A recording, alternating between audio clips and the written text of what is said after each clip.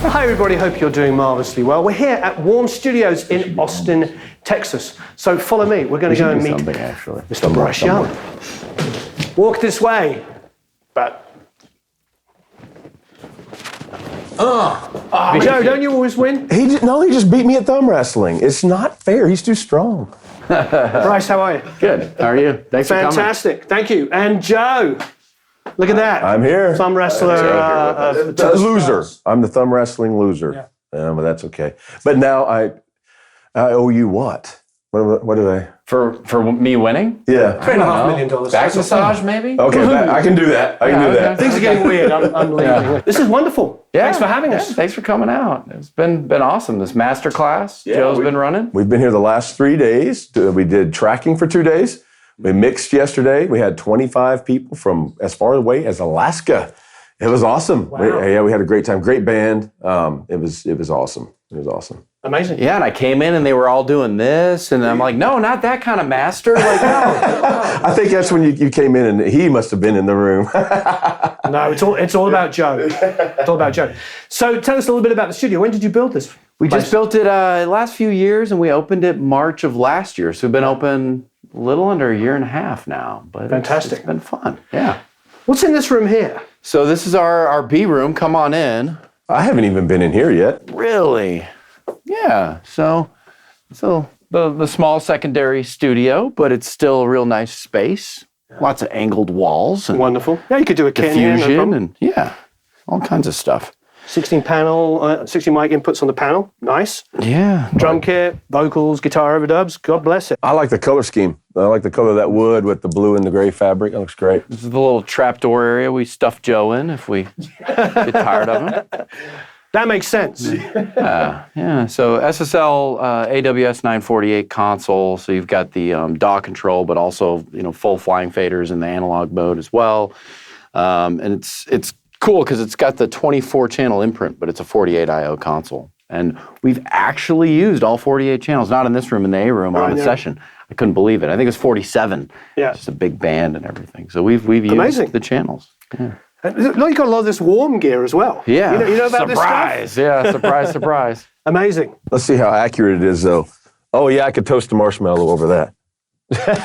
Just kidding. Wonderful. We've actually got one of these. I'm not sure if the demo is about to come out before this video or the other way around, but we've been demoing it, and you have as well, haven't you? I do have a single channel one, and I've really found a home for it on a few different things. Cool. A few different things, yeah. It actually sounds great on my vocal, which is unusual because I'm not a very good singer. So that's a good start. It's got some auto-tune built in there. Yeah, one would hope. Yeah. Well, definitely need it. So ATCs? Yeah, ATCs, the studio designer, Alex Otto, he's out of Arizona. He loves ATCs. He's like, you got to get ATCs. And I got to say, I love them too. They sound really good. Amazing. Yeah, so we've got ATCs in here. I think these are the 50s, and then we've got the 200s in the A room. Wonderful. Yeah. Wonderful. Yeah, it sounds good in here. Sounds really good. Yeah, for being a small room, right? It's hard to get small rooms to sound good. What are you looking at? The Lynx? I see, yeah. That's top-notch conversion right Yeah, there. Lynx converters. They sound really good. Everybody seems to really like them. Oh, yeah. And they've been great with support and everything whenever we call. I had a pair of Lynx in a room in LA for a long time. And they're just that little, they're the right side of affordable. Bang for the buck. Yeah. Yeah. Yeah, I love those, yeah.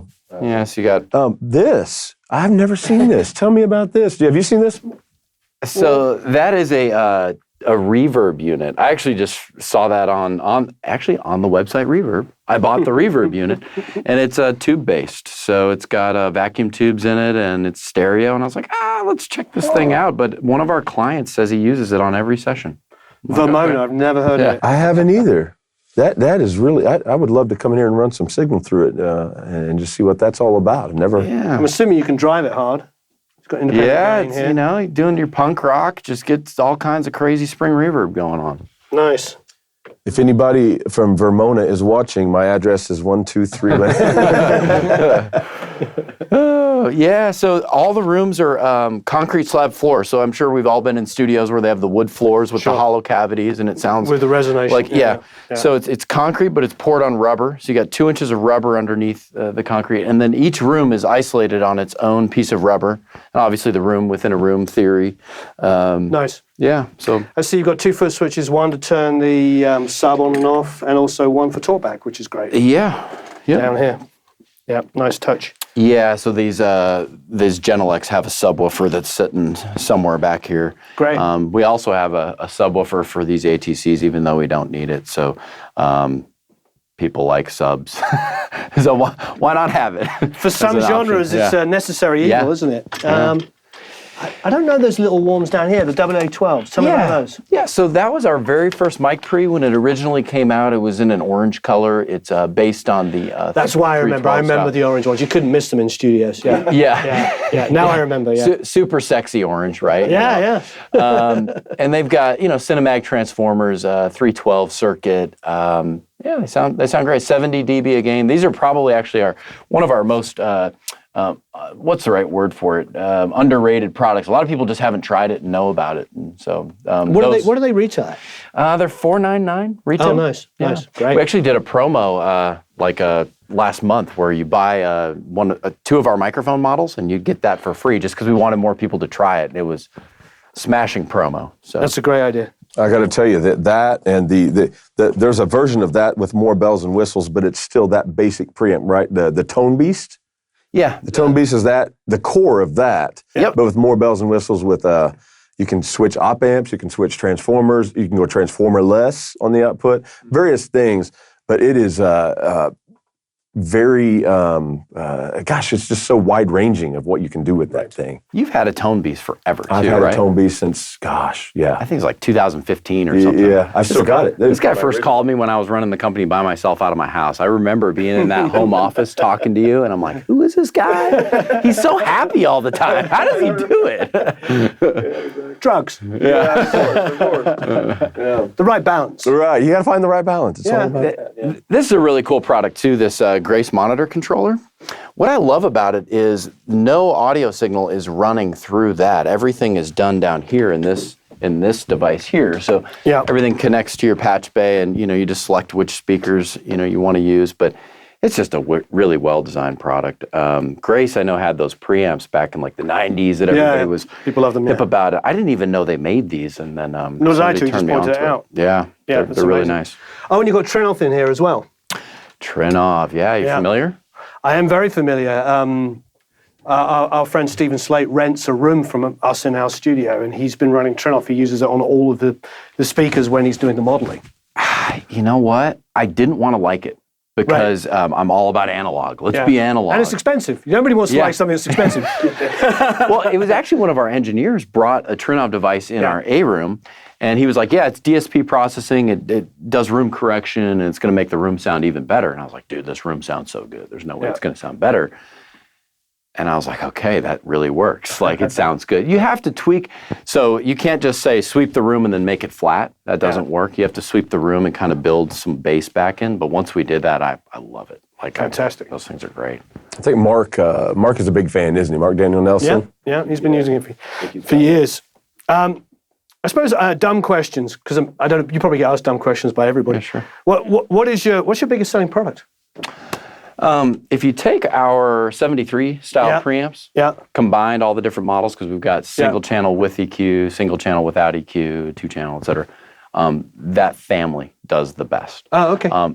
Surprisingly, though, one of our highest revenue products last year was this guy.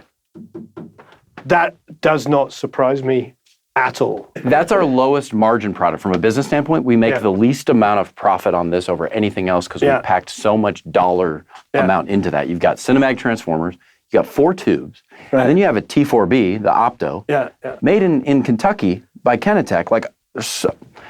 But when we came out with it, we were like, we want it under $1,000. Let's do it anyways. We won't make a lot on it, but everybody loves it. So. Amazing. Well, I've told you many times. I mean, I recommend the 1176 to everybody. Oh. So hopefully that sells well. Please tell me. Yeah, this. no. You're like, we never sell any of them. Yeah, these all these products do pretty well. Yeah. I feel like, an 1176, we talked about this before, component-wise, is not that expensive of a unit to build. So when you see, new ones going for $2,000, it seems a little silly. Yeah. Yeah. That's just an opinion. Yeah. No, I hear you. This was my first. I like to tell the story. Yeah. Of what led me. That's why you called me. Exactly. So I was renting space. You didn't live in one of my videos. Try that out. No, I was renting space down at Soundstage in Nashville at the time, and our A room had a Purple and a Uri, and which are both amazing pieces.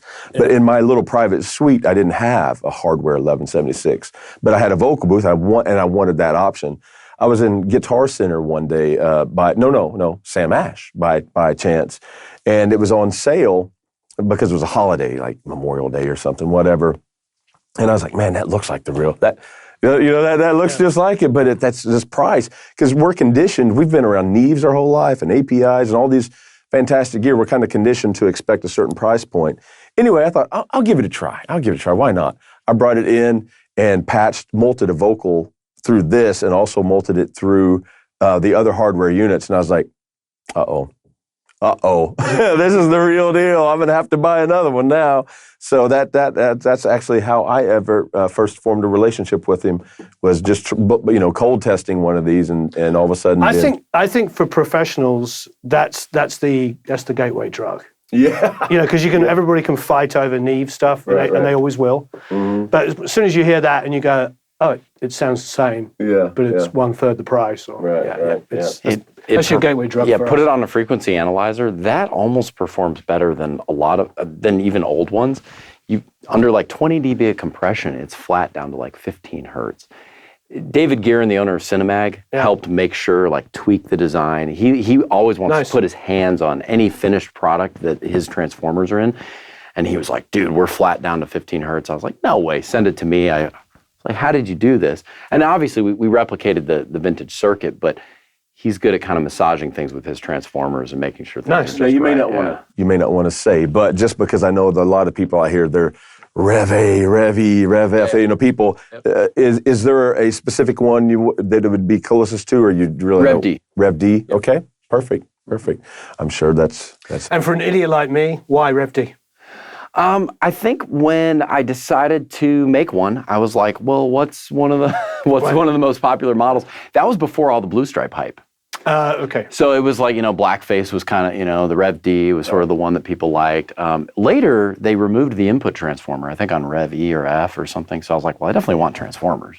We like that sound. Yeah. And that was just the version that I thought would do the best. Wonderful. Amazing. I don't think I ever knew that. Amazing. Yeah. Great. Let's check out Studio A, because we've got more gear to talk about in there. Let's do it.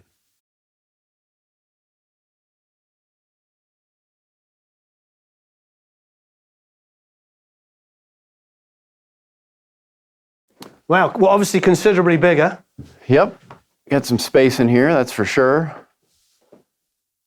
Yeah. I suppose I've got to ask you, are you contemplating going into the DBX world, into the 160s and stuff? We could do that. I'm kind of at this crossroads where I'm like, we've made a lot of vintage recreations. Do we just keep doing more of them, or do we move in a different direction? So I'm as a company trying to decide. But I think if we continue to do recreations, we'll slowly check them all off the list at one point. I've definitely seen those and have interest in doing those. Yeah, just because I'm looking around here thinking, well, there's, I don't think you can have too many 1176s. For LA2As, I might use one on a recording.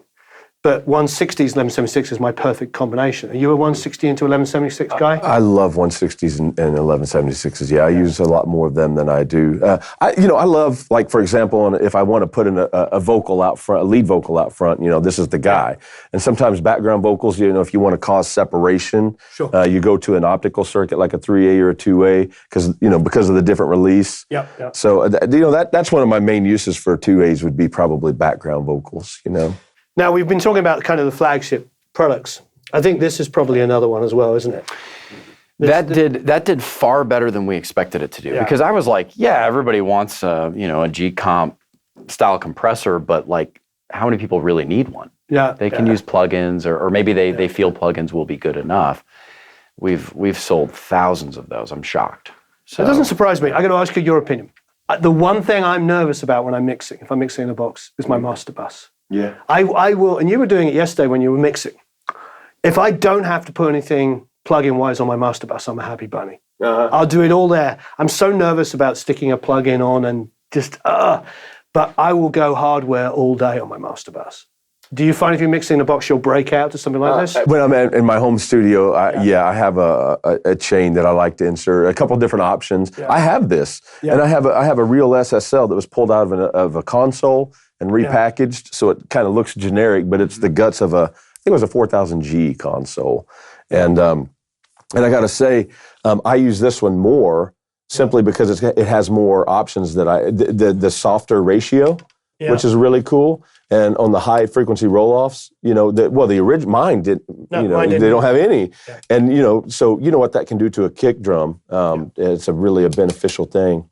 When I've tried, when I've shot out SSL style bus compressors against my one that was in my console, that is always the differentiator. Yeah. Having that high pass frequency is huge, because you can have your whole mix folded. That's the SSL's never. I mean, I go back and listen to Hugh Padgham and Steve Lillywhite's stuff. It's still my favorite sounding records, except for the low end. You don't have that modern low end. There's no way you can do it, because that low end pumping is going to affect your whole mix. Yeah. You put that on, now you can have everything that you love about their mixes, but you can also have a big low end. Now, of course, we know they've made their Mix Bus Plus now that has all kinds of bells and whistles. Yeah. But the original, like the one that's built into your desk here. Speaking of the desk, we got an AWS 948 in here too. Oh my goodness, where did that come from? Yep. How much do these retail for? The $799. Yep, and they also have the original doesn't have transformers in it. We added Cinemag output transformers to it. Nice. So you can hit engage transformers. Cinemag, the owner David Gearin, it's funny because we all love color that transformers give, but he's also the kind of guy that's like, well, you don't want too much color, you want perfection, Yep. So they don't add a ton of color. It's not like you turn that on and my mix is muddy and dirty, but it just rounds it out just a little bit. I'm glad we added them. I have found. Do you use it? I do. I have figured out that there's mixes where it's great on, and there's mixes where it's like, no, it's better off. Just a little. I don't need that little bit of harmonic low end thing. I think it's a great option. I'm glad you put that in there. I know it's subtle. I agree. Yeah. But you can hear it. Yeah. And the circuit. What I love about that circuit is the circuit just adds this slight little character to the whole mix. So that's something you're not going to get with the plugin, where it just sounds like, I'm running through some analog hardware. I hear it like that, 1 or 2% of something changed, and it just makes it sound more analog. So. Great. Yeah, and $799, that's fantastic. Absolutely amazing. Yeah. This colorful thing right here is not a bad thing to have in the rack either. Yeah, I've always wanted to have one of these. I've seen them in racks and the colors, and I was like, I got to get one of those. And so, we popped it in. On the recently. master class, we used it on tom-toms. Why not? Yeah, sure. Mr. George Massenberg and Killer Toms. Why would you not? It's sitting right there. Yeah, did you guys use much? Did you use these new Ampex preamps? I did. I used them on the GAC mic, the snare drum mic that I do a ribbon mic thing off of in addition to a top and bottom thing, I have a ribbon mic on the shell of the snare drum, and I found it to be a wonderful, wonderful use for that. We had an overhead mic, because their ceilings, as we will see, and there are mighty high. So we threw a mic up there for fun. We used it on. Was it the trumpet or the sax? I'd have to go back and look at my mix notes, but... So you used the mono one in your part of the video, yes? Yes, I have the mono channel. And I've been using the stereo one, yeah. Yeah, so something about this that... So when we were designing it, we were kind of shocked, and the owner of Cinemag helped us with this. So any design that has his transformers in, he's involved in. And he was like, Bryce, I'm kind of shocked, but the original circuit had like 90 dB of gain, 90. He's like, do you want all that gain? I'm like, why not? If the original had it. Sure. he's like, well, let's add a feature where you can turn off some of that gain. So we've got this high gain switch here. And when you go into that setting there with it off, it removes one of the tube triodes out of the circuit and drops you from 90 dB down to 70 dB. Only 70? Yeah, only 70. But what's interesting though is It makes sense. I mean, these were made in the days of ribbon mics. Yeah. Yeah. And he was worried that the circuit might have too much noise floor in the 90 dB section if you didn't need the gain. It's such a quiet circuit. The layout's been done so well. So what I tell people, put in high gain mode all the time. That extra triode in that early part of the signal path just adds this extra vibe. So I tell people, which I probably forgot to tell you for the master class, but just leave it in high gain all the time. And then if you don't, just turn down your output if it's, pushing too hard. Yes, I agree. In my use with it at the studio, I've been 90% of the time, all 3 tubes are popping. It just sounds I didn't know warmer. that. I think my demo is half and half. Yeah. It's like I loved it on guitars. Yeah. I always love just pushing the edge, Yeah. especially when I'm tracking something that's 5% too clean, anything just to give it a little extra. Yeah. My whole thing with 1073s, for instance, and I don't know what you would talk with 1073s. Mine was pretty much keep going. Oh, I hear clip. Back down 1. So you That's go how I right to do the it point, too, you hear yeah. it clip. Yeah. And I remember saying that to Joe Barresi, who's obviously absolutely world-class engineer. And he's like, yeah, that's what we all do. Just as soon as you hear audible clip, when you go back 1, it's still saturating. Yep. It's just right on the edge. And I don't think I've ever really had my output above half. Yeah. Because I'm running this so hot that I'm probably about here. I turn that up, it'd be clipping in my input stage in my DAW. So I'm about there, pushing this super hard. Now, Bryce, clear the air for me on something. Yeah. So original, we've all been in studios where there's been 1073s pulled out of racks. Yeah. And this is honestly nothing but a trim, right? Yeah. In many cases, when we have this full blast, it's at unity. And then we can trim it down if we want. But yours, don't you have it? Well, no, it's set up the same as a 1073. My understanding of this, and I'm pretty sure I'm right on this, but I could be wrong, is this is part of the actual active electronics. And so this is part of that last gain stage in the preamp. And so like on this, for example, this 312 style preamp, the output is nothing but a pad. Right. So if you don't need that pad on, you want that all the way up so you're not padding your beautiful gain. So that's unity right there. That's a trim knob only. Trim knob only, whereas this actually does affect some of that electrical output on the last gain stage, is my understanding. So I actually agree with Warren. I like keeping it around 12 o'clock so that I'm not over pushing that. But yeah, anything that has an output trim, so like on our Ampex preamps, the output is just a trim only. So if you do not need it, turn it all the way up. Okay, that's good. I think that's good information for your audience out there, just in case. Trim, active. I just feel like if I'm using anything analog, I'm always going to push it as hard as I can. Sure, Not into like full distortion, but otherwise just plug in the front of your DAW, in your interface of your DAW. This is why I like, which of course is the strangest thing, because we grew up, wanting everything to be quiet and undistorted because we were printing onto tape. Right. I presume your first records were made on tape. Absolutely. Yeah, mine too. Absolutely, yeah. And now we're in this world of like the stuff that we couldn't get rid of, we're missing, where everything's so clean in digital. Yeah, so I guess in the scenario where if you wanted to use this more as like a real color box, dial this back, drive your gain, push it a little bit harder. Yeah, I think in my demo with it, I don't think I went above about 2/3 maximum. Most of the time it was just pushing the preamp. A couple of times I'm actually down about half as well. So it's the coloration here. The tape sat, what is it doing? Yeah, so tape saturation, obviously it's pretty hard to emulate or copy what real tape saturation sounds like. I've never worked on tape. My first recordings were to ADAT, so I don't even have that experience of saying I've smashed to tape or created tape saturation.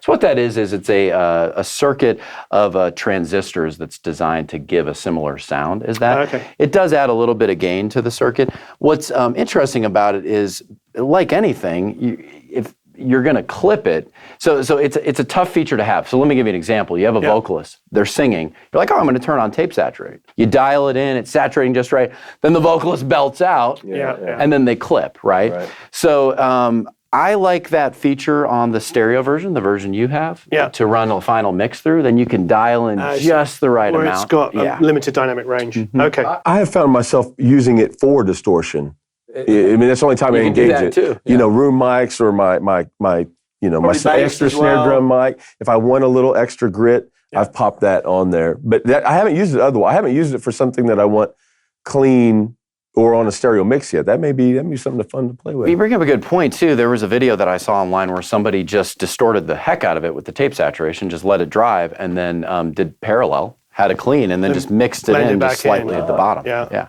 Okay, well, that's interesting. You might be shooting yourself in your foot because everybody's probably thinking what I'm thinking. Hey, Bryce, you should put a mix knob on the end. Yeah, right. Yeah, crap. Rev 2 in 3 years, Rev 2 in 3. You got Lynx converters in here too. I see. Yeah, Lynx converters in here. You know, something to show you too, if you want to just step a little bit off the carpet here. I can do that. Just because I talk about the construction, which we had the lovely opportunity of building from the ground up That's where he keeps his extra cash. to show you. So It's a as you dead see body. here- so here's that upper concrete slab. Oh, yeah. And then you've got the foundational slab of the building. Nice. And then that rubber in between. It's pretty awesome. Yeah, so we've got incredible. our warehouse here with forklifts Yeah. and trucks outside. Yeah. And those would be vibrating this foundational slab, but it doesn't get to this slab. Yeah. In our old building, it was a warehouse, and I was once recording an acoustic on a mic, and I was 60 feet away from the parking lot, more like 80 feet away probably. Oh, wow. And there was a truck idling, 18-wheeler, just idling out there, and my mic was going boom. Yeah. So, Incredible. Not anymore. Cool. Not you fixed anymore. that. Yeah, that's really awesome. Yeah, that kind of detail really makes a difference. I've built studios, and some of these things can be massive differences if you don't do something right. Sometimes you can get lucky. In live rooms, you can get lucky, actually. If you haven't quite got it right, sometimes you take those moments, like it's super bright over here. That's cool, let's put a mic there. Or it's super dark here. Cool, let's put the drums in there, and But control rooms, not so much. You need to get that right. you need to be quiet. That's something too that is really impressive with the isolation in this room. So you've got 3 panes of glass here. I don't know if you noticed too. So originally when I'd started the designs, it was a 10-foot piece of glass, and then the far piece of glass Yeah. closest to the live room was also 10 feet. And the Yeah. designer was like, well, hey, don't you want to view that way? So it's a 10-foot piece, and then I think a 12-foot piece, and then a 14-foot piece. Oh, wow. It was funny, we had the contractors that were building say, oh man, 14-foot piece of glass, it's going to be too heavy because they're 3/4 inch thick. Yeah. They were like, can we do 2 pieces and put a caulk seam in the middle? I was like, no, like you're not doing that.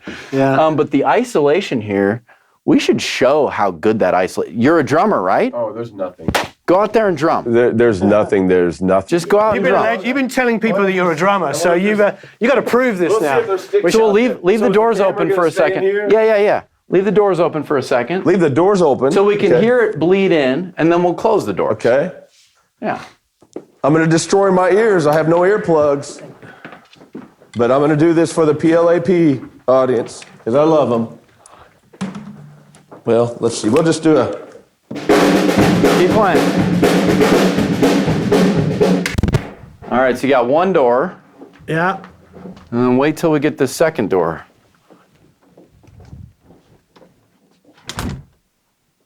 Oh, that's ridiculous. Not bad. Yeah, that's ridiculous. Yeah. It really is just the door that I was hearing the sound through. I mean, you have to almost go, do I hear something? Yeah, you sort of invent it by looking Yeah. at him. Yeah, that's ridiculous. Like if I open that door now, it really is just the door. There's nothing in this room. It's completely silent. I wouldn't know he's in there. Is he still playing? That was some serious chops, wasn't it? If anybody don't know, we have Kasha on camera, Warren's wife. Oh, he wants me to play some more. He wants me to play some more. No Keep one has asked me to going. play Keep more going. drums. No one has asked me to play He more knows, drums. but he on said this. stop. Okay. Oh, he said stop? No, keep going. Okay. All right, ready? So I'm talking into my mic, obviously. One door's closed. I hear a little bit of drums and Yeah.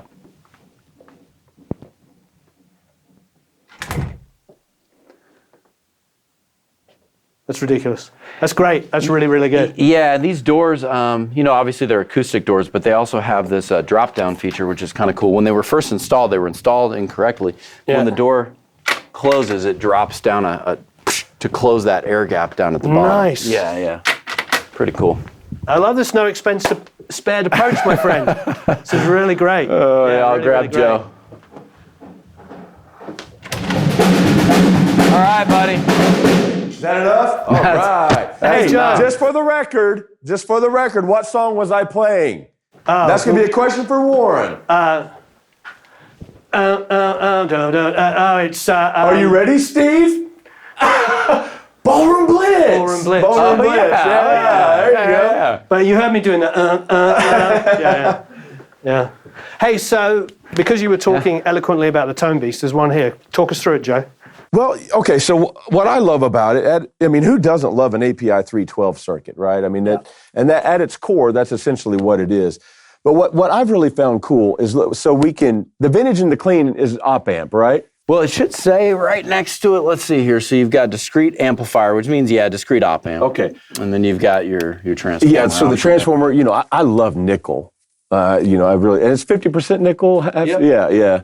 But you can take the capacitor. Now, I haven't, you really have to push it to hear that difference. But you can also take the transformer completely out if you want just a really, really, really clean, sound. It's crazy, isn't it? It's, Clay Blair? I don't. So Clay has the recording workshop, producer's workshop. Okay. He has that old studio where they did some overdubs for The Wall and ended up mixing and mastering it there. And that console was that time in the very late 70s where everybody was removing transformers. Oh, yeah. Because we don't want to color the sound. We want it to be exactly like we hear. Because, of course, tape and everything else was coloring things so much, tube mics, everything else, that they didn't want this. So it's interesting because, we've been moving towards add transformers to everything. Yeah. So, but here you've got the opportunity to do what people were really doing in the late 70s, where they were removing transformers. And, it's got a high-pass filter built into it, which I always love that option. I really do. But now, Bryce, you'll have to... another thing to point out. The op amp, you use the standard number of pins so the user 2520 style op amp. So you can, the John Hardy op amps that are super clean, that's actually my recommended replacement. If somebody says, hey, I just want something that's completely different than what's in there, that op amp sounds different. Fits right in, no soldering. Like anybody could do it. Take the lid off, pop, Nice. And if I'm not mistaken, the tone switch plus 6 dB, that input transformer impedance. And we do that on all of our preamps. Actually, from the very beginning, the little half rack, I was like, I want an input transformer impedance because it changes every mic quite a bit. Right.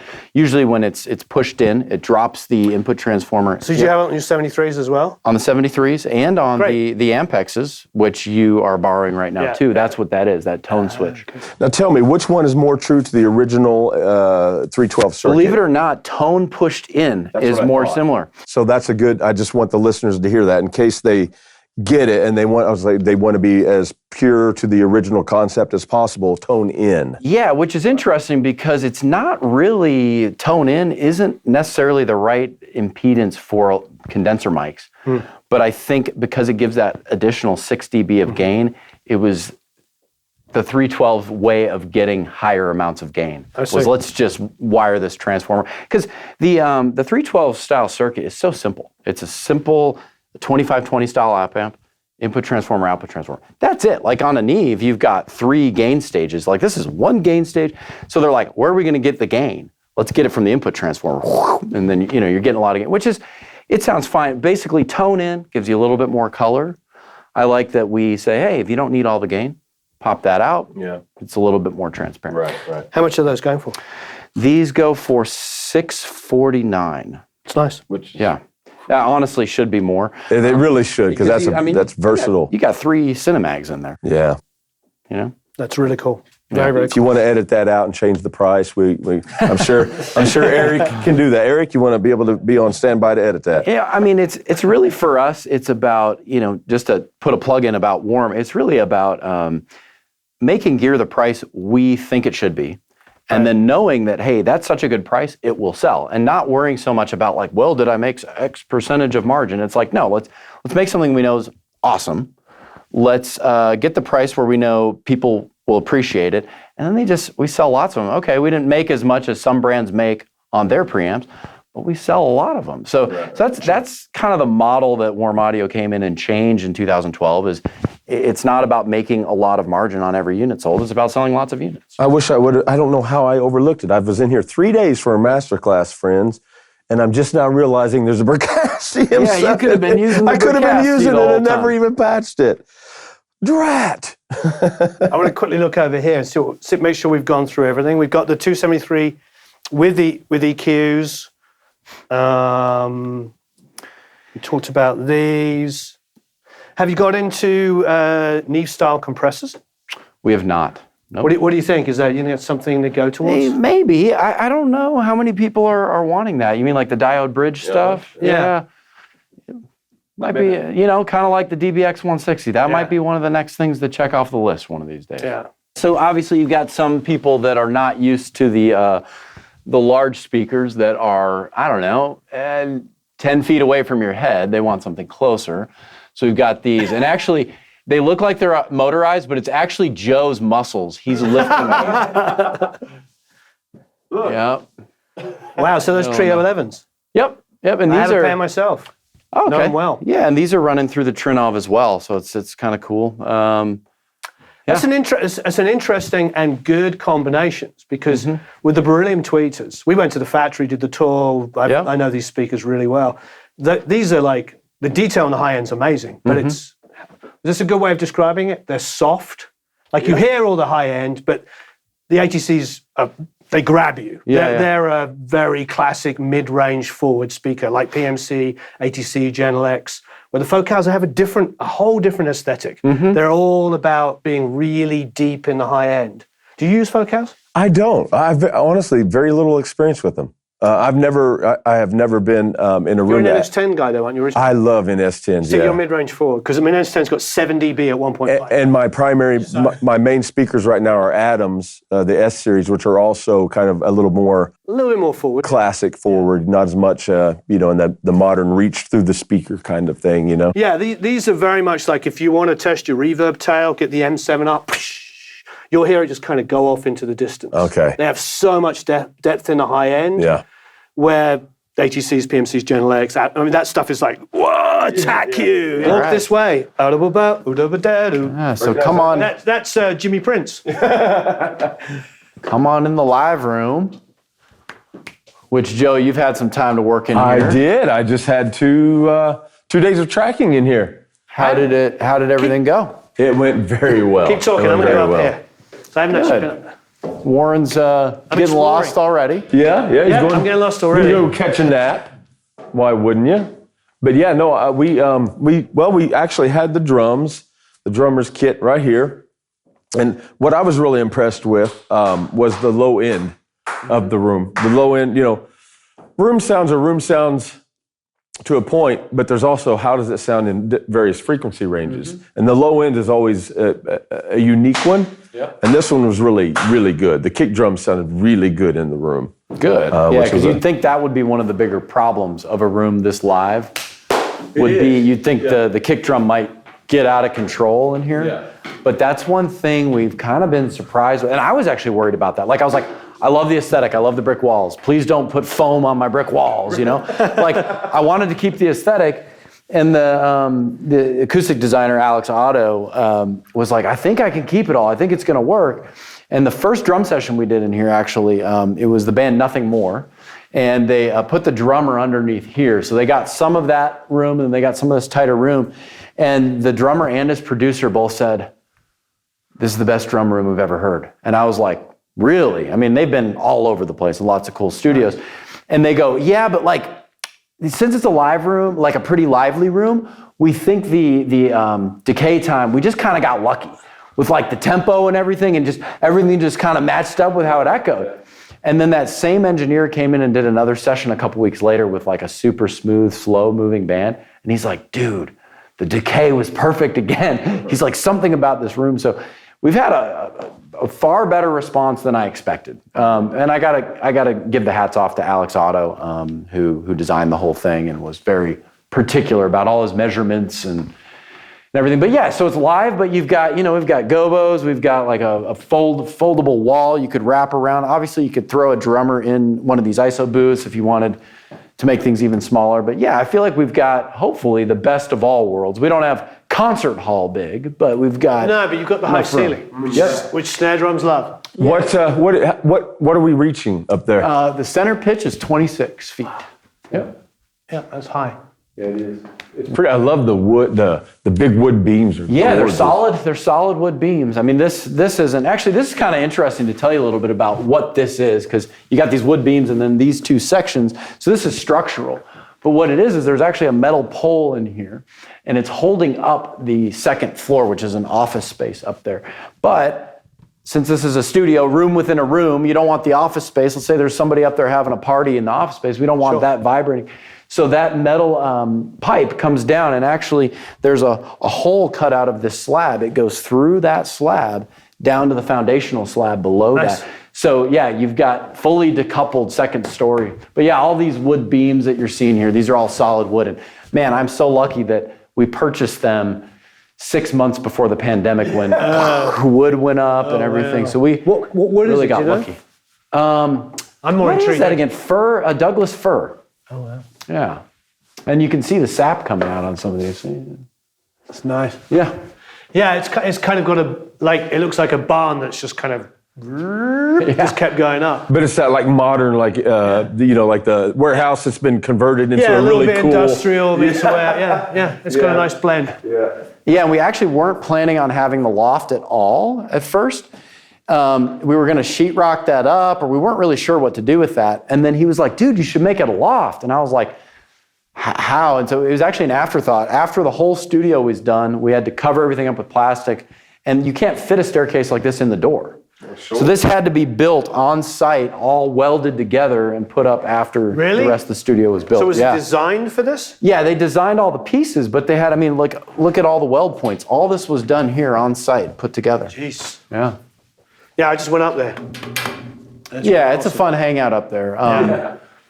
We put a mic up there just to capture, It sounds quite bright up there. Was it bright? Yeah, but it was cool because you know how there's bright, but there's distance remove bright, and it was that kind of a thing. You could tell there was. Oh, yeah, by the time it got there, it would have been dark. It would have been dark, but the reflections would have been Exactly. bright. So it was kind of fun. I can see on some songs it really being. That's my kind of favorite thing to do, even if I'm going into a reverb plugin. I like to shape the EQ entering it. I hate doing it afterwards. I feel like you want natural things to happen. So, yeah, great. Did you see the patch panel up there when you went up there? Oh, I didn't. Yeah, so we put basically right near that speaker, there's a patch panel up there for the purpose of putting room mics up there. Nice. Yeah. Yeah, really nice. And then this overdub room here. Yep. 2 of them. Yeah, 2 of them, where we just where the mics are inside there. Oh, nice. Juno 60. Yes, sir. These doors. So these doors are, man, this one's a bit tough to push. Yeah, these are cool because this was obviously, all of this was the designer's idea. He wanted it so that you could open it almost 2/3 of the way open. Yeah. Because there's other types of glass doors that are like accordion and all that, but they prone to more problems. So Yes. he's like, if you do a slider, it's never going to be fully open like an accordion would be. He's like, but there's this one slider that breaks into 3 sections, and it's the.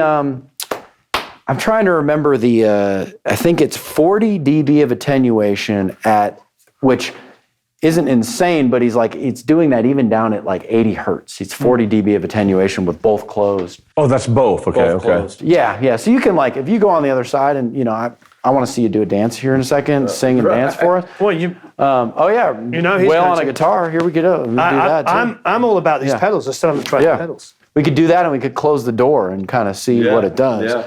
But yeah, you could still hear a little bit through it.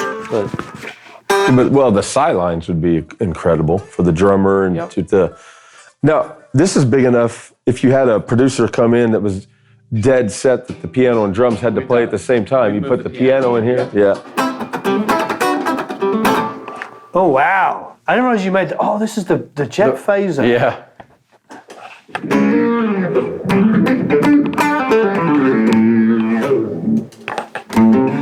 Oh, wow. You know what the number one comment and review about that jet phaser is, I got this thing. It's really cool. Did I mention it's huge? Did I mention it's really big? Did I mention it's really heavy?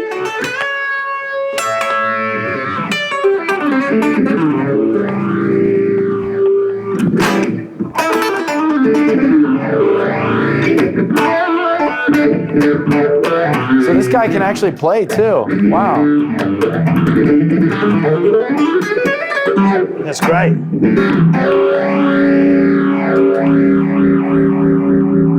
So notice, you see how when that turned on? Yeah. You notice how it doesn't immediately go. Listen. So it speeds up like a Leslie cabinet speeds up. Oh yeah. Isn't that cool?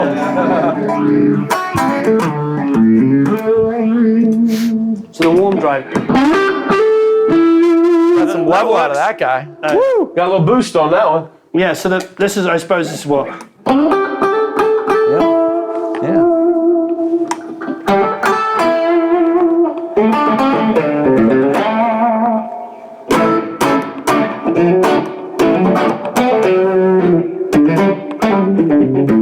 What is that?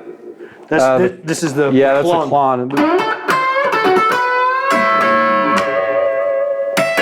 It's a very Nashville-esque kind of a pedal, honestly. Like all the just overdriven amp sound. Is it? That's what John Mayer uses those, right? And doesn't he have? I'm sure he. Yeah, I think, he's that's got one of his. Yeah, I think it's part of his deal.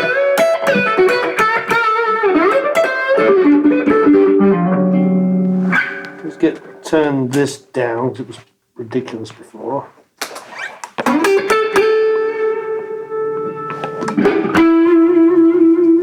That's nice. So this one's kind of cool. So you've got tone and voice, and one is doing the EQ before the distortion, and then one's doing it after. Or the other way. Okay. So check this out. Go ahead and here. Let's do. Okay. Now.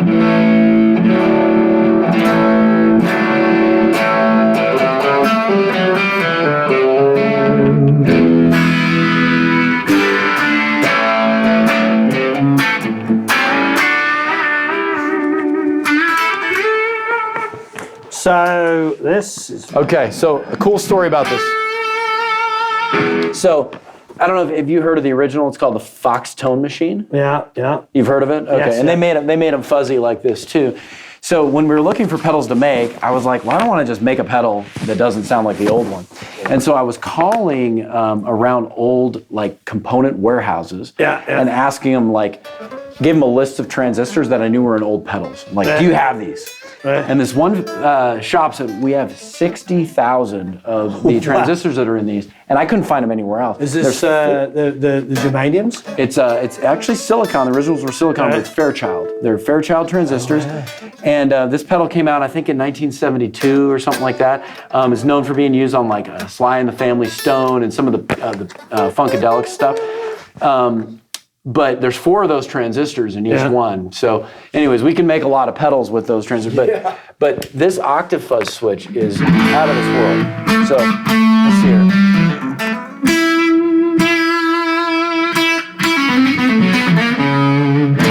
So let's see. So you got the labels here. So we've got mellow versus bright. Let's see.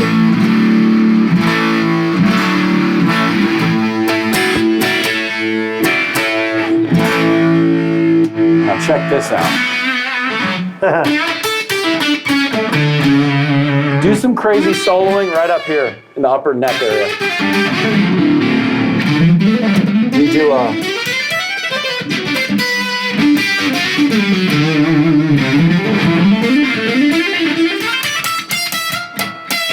so here's without. Turn up just a hair so we can hear it. Turn it up? Yeah. Okay, so now I'll flip it on.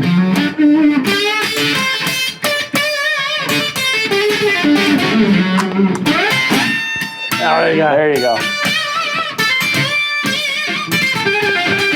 There you go. Yeah.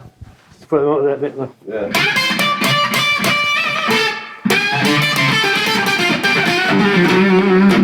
Oh, that's like a.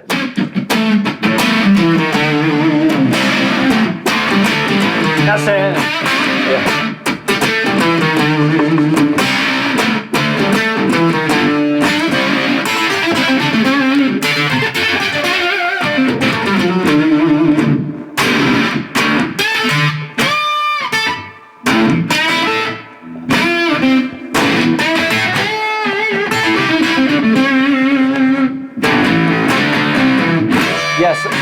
those weird overtones? I don't know what that is. Amazing. It almost sounds Very like Hendrix. ring module. Yes. And they make you just want to play in a different way. Let's go full sustain.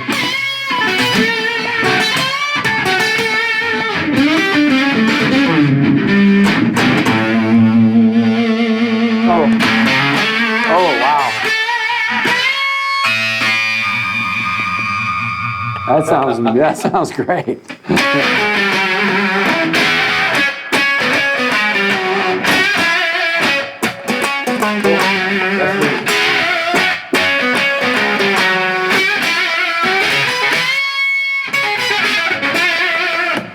And the great. Gypsies, baby. Yeah, there you go. Good spot. Yeah.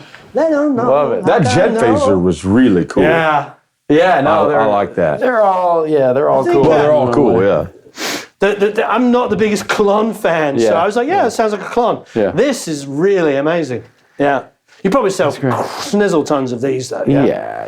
Which is funny because when we first just were thinking about doing it, there's like, oh, there's so many other people making that pedal. Yeah. Why make it? And then it's like our top selling pedal. Of course. Well, it's a conversation starter because everybody knows it's a $4,000 pedal. So, oh, wow, what's that? Do you, yeah. But yeah, absolutely incredible. Love it. I'm noticing that we're going through a Fender Twin here, and I'm also seeing. So are these available? Like if you're at the studio, are these yours in here just for the show? Everything that you're seeing here is equipment that we've purchased for the studio, and we technically, we let everybody use it if they want to. Awesome. So when's the warm Twin coming? Right? Yeah. Maybe one day. So is the Nord and the Juno here as well? Yep. Yeah. Actually, I hadn't heard. I'm not a huge keyboard guy, but there was somebody that he offered to do a gear trade on it. He's like, "Hey, I want some warm mics. Would you do a gear trade?" And I was like, I asked around, and people were like, "Juno 60 is awesome. Get that." So I swapped them. Yeah. Yeah. That's a legendary. I saw an original one. I was like, yeah, it's original. It's great. That is cool. Yeah, there's plenty of amps. I know in the master class. Yeah. What did you use in the master class? Let's see which one. Oh, the Two-Rock. So this is our newest edition. This is exciting. The owner of this company is also a big Warm fan. So nice. We worked with him. The one, I haven't heard much of this yet because it's new, but the one of these other two that we've had for a while, these mattresses, that a lot of people talk about, even though this is their DC-30, they love this guy, and I've asked the owner what it is, and he's like, it's my custom special thing just for you. And even the serial number is like Bryce 01. And I'm like, so what is it? He's like, well, I put in this vintage rare. Should be Bryce 007. Yeah, right, something cooler. Actually, let me look. Maybe it's 007. Let's see here. Serial. Where did I see that serial number? Oh, it's written on the inside. Serial number, Bryce Young. Never mind, I thought it was Bryce. This is my name. But he put in an old speaker in it, or he said it was older. You might know, actually. Maybe he was kind of pulling my leg. I don't know. What is that? It's a 30 watt. Is it modern? So it's probably is it modern. It's or? probably their version of a vintage 30. Okay. Yeah, I don't know. But it's just got a cool tone to it. People love this thing. I always like big bottom end on guitars, so I really like this bigger matchless. So wait, so he's back using the matchless name. Yeah, I guess so. Yeah. There's a door right over here. My favorite one. I'm going to see you guys later. Yeah. See you. This is a special piano that took C9? No, so it's a C7? It's their Disclavier series. Actually, I got to say it right. Disclavier. I don't know how to say it. Don't worry about it. No. But it's a MIDI piano. You familiar with those? You ready for this? Yeah. So we actually no hands. We've had people come in and they've wanted to test mics, and you can play back the same thing perfectly after replacing the mics in the same position. We've also tried to pitch it as like, hey, send us your MIDI files. You live in some other state. Send us MIDI files. We'll record them in this room. We'll use room mics. But this is Yamaha's sort of latest and greatest. It's basically their C7 with what's cool about the player piano, it's built into the construction of the piano. Oftentimes, if you mod a piano for a player piano later, you're cutting into the wood, you're changing the piano, but this is all part of the structure. And it's got all the same pressure points that, I mean, how many is it MIDI that has a certain number of, the pressure points? 120, I think, yeah, it's the same, 120, yeah. Yeah, the pedals are moving. I mean, Yeah, it's cool. being played a lot with the damper pedal on, which is why it's so dark, which is nice. Well, and whoever did this song clearly was playing very quiet because It can play a lot louder. And I haven't experimented much with it, but if I hit the play button underneath, it plays the last song. So yeah, it connects via Ethernet, and then in there they can send MIDI files to it. So.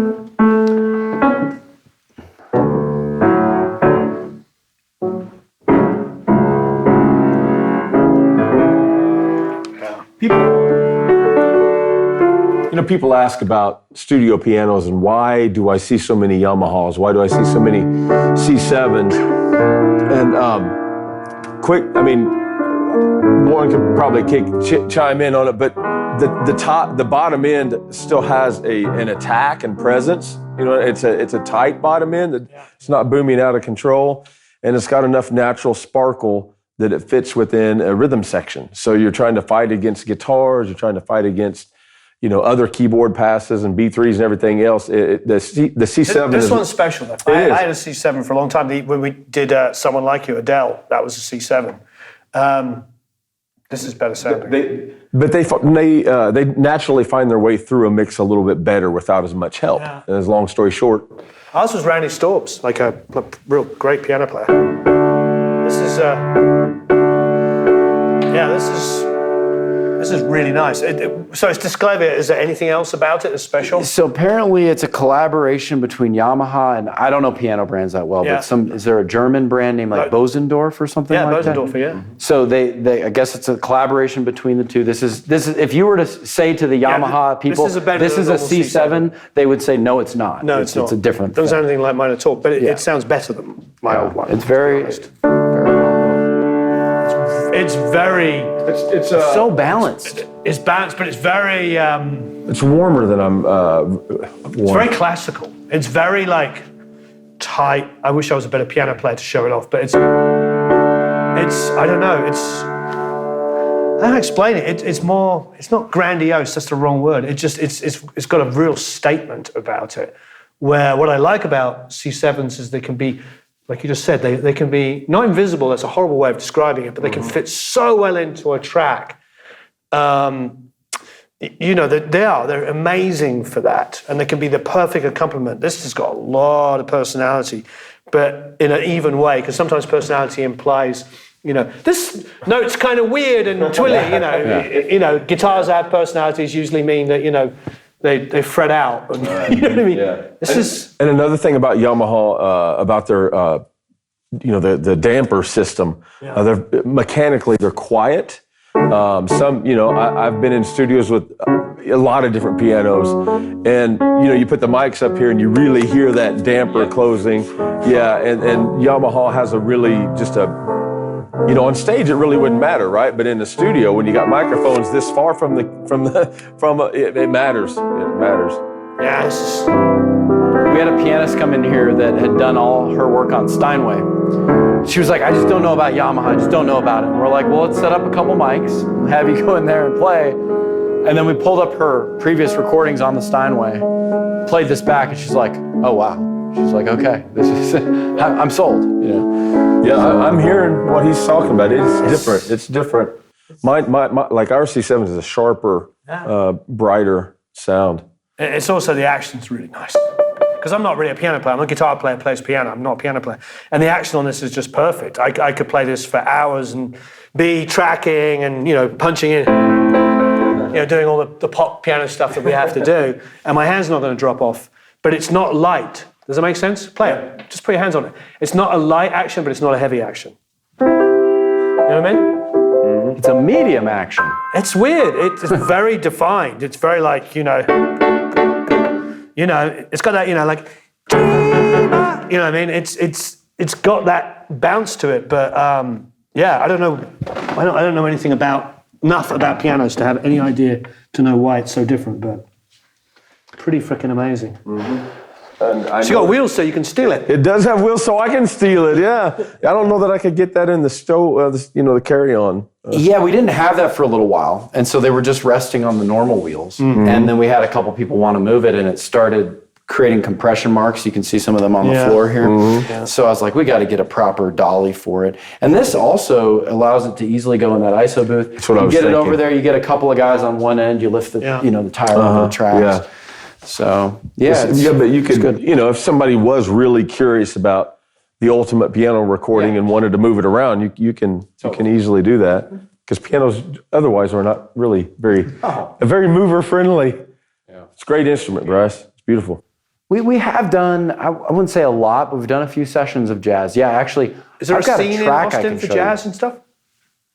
There is. It's I mean, these guys were awesome musicians, and they stay pretty busy, and they came in. Actually, I should show you that track. Studios could be built around pianos. Oh, 100%. You can build a 100%. reputation of a studio. I love that room. The piano and the sound in there is amazing. And a good every point. band that has a live piano comes in. There's certain genres in Nashville that's all that matters. The Bunker in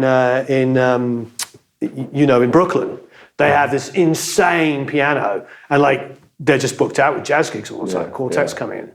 Yeah, we have a couple rooms in Nashville like that. Yeah, we need to probably do a better job, because probably when people come in, they're like, oh, it's a Yamaha. They assume it's a C7. And it's not just am I saying that right? C7, 7C, I always forget which one. C7's right. Yeah. And then we're like, no, but it's special. It's got a player. They're like, well, I'm not going to use the player. But it's more than that. You're right. It is it's a completely different piano, or it sounds that way. Because when a lot of people are like, I don't know if you want that bright sound of a C7. I don't know if you want that in your studio. So I sort of at first was like, do I want a Yamaha? And then it was actually, interesting story. Ben Folds called us one day, and they patched him over to me, and I'm talking to him, and he's like, I was in Australia, I was in this guy's studio, and I loved my piano sound, and it was on some of your mics, and I've just got to learn more about your company. So we started talking. I said, hey, by the way, we're building the studio. What kind of piano should I get? And he's like, I'm typically a Steinway guy, but they came out with this new Disclavier piano. I think it's the best piano I've ever heard. And that's what made me seek it out. So kind of an interesting story. Bring him down. So what mics was he? He was listening to, I wish I remember, I think it was the 251s on piano. Okay, so he liked that extra sizzle on the top as well. Yeah, it's either that or the 67s. I forget. He might have heard both, but he ended up loading up with a bunch of Warm gear, and he's now using Warm on all kinds of projects. So nice. Her fleece was white as snow. 1, 2, 2. What's this one? That one right there? That's the WA-14. 1, 2, 2. So that's based on the very first version of the C414. Nice. 1, 2, 2. Which is usually a mic that sounds good in my voice, so this does.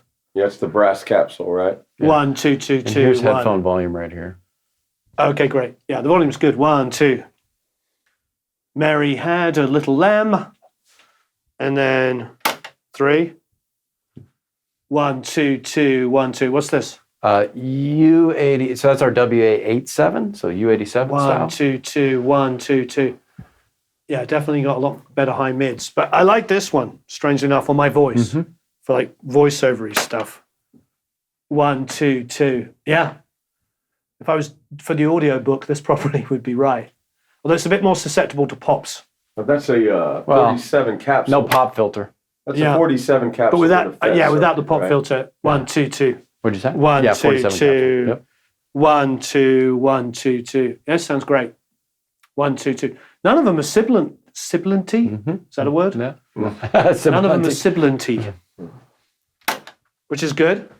1, 2, 2, 1, 2. Oh, this. What is this one? Is this the Sony? C800. Yeah. Yep. 1, 2, 2. This has definitely got really forward mids. Probably too much for me on my voice. I'd probably sing into this one. 1, 2, 2, 1. 1, 2, 2, 2. Oh, let me see something here. Yeah. Oh no, you're good. You're good. And these are your headphones? They are. We actually came out with them to bring to trade shows and stuff. Yeah. We haven't even released them. Oh, nice. So yeah, they're actually pretty good though. They're a little bit like 7506s, but with better bottom end. Yes, hey, that's exactly right. Actually. Is that what you try to design them to be? Yeah. Yeah. That's funny. 1, 2. Is this the That's the is that the 47? WA-47, yeah. 1, 2, 2, 2, 1, 1, 1, 1, 2, 2, 2, 2. That's actually most natural sounding one. Strangely enough, it sounds like what I'm used to. But I actually like the 87. I like the. Yeah, let's go ahead on that guy, yeah. And what's this one? So that's our 67 style. 1, 2, 2, 2. 1, 2, 3, 4, 5, 6, 7, 8, 9, 10, 10, 10, 11, 12, 12. 1, 2, 2, 2. 1, 2, 1, 1. Yeah, we should have brought a pop filter over here. That's quite all right. Yeah. 1, 2. This is C12, presumably. Yep. 1, 2, 2, 2. 1, 1, 1, 1. Actually, that sounds really good on me, which is unusual. The 251. Yep. 1, 2, 2, 2, 1. Oh, that's smooth on me. 1, 2. Huh. 1, 2, 2. 1, 2, 2, 2, 2, 2. 1, 1, 2, 2, 2, 3, 4, 4. 1, 2. Matt always does a chicken tikka masala. Chicken tikka masala. 1, 2. So we'll be up on stage, some huge venue, just going chicken tikka masala through every mic. 1, 2, 2. 1, 2, 1, 1. It's funny. And now he's like, everything's everything's digital now. So he just has an iPad and he's just like EQing everything on the iPad. Ridiculous. Funny. If I was doing a podcasting, I'd actually get this one because it which is really weird because this is the $300 one. Is that correct? Yep. So you'd expect that one to be overly bright and take your head off. It's not at all. It actually uses the same capsule as this one. That's really weird. But that's brighter. That's got more detail on the high end.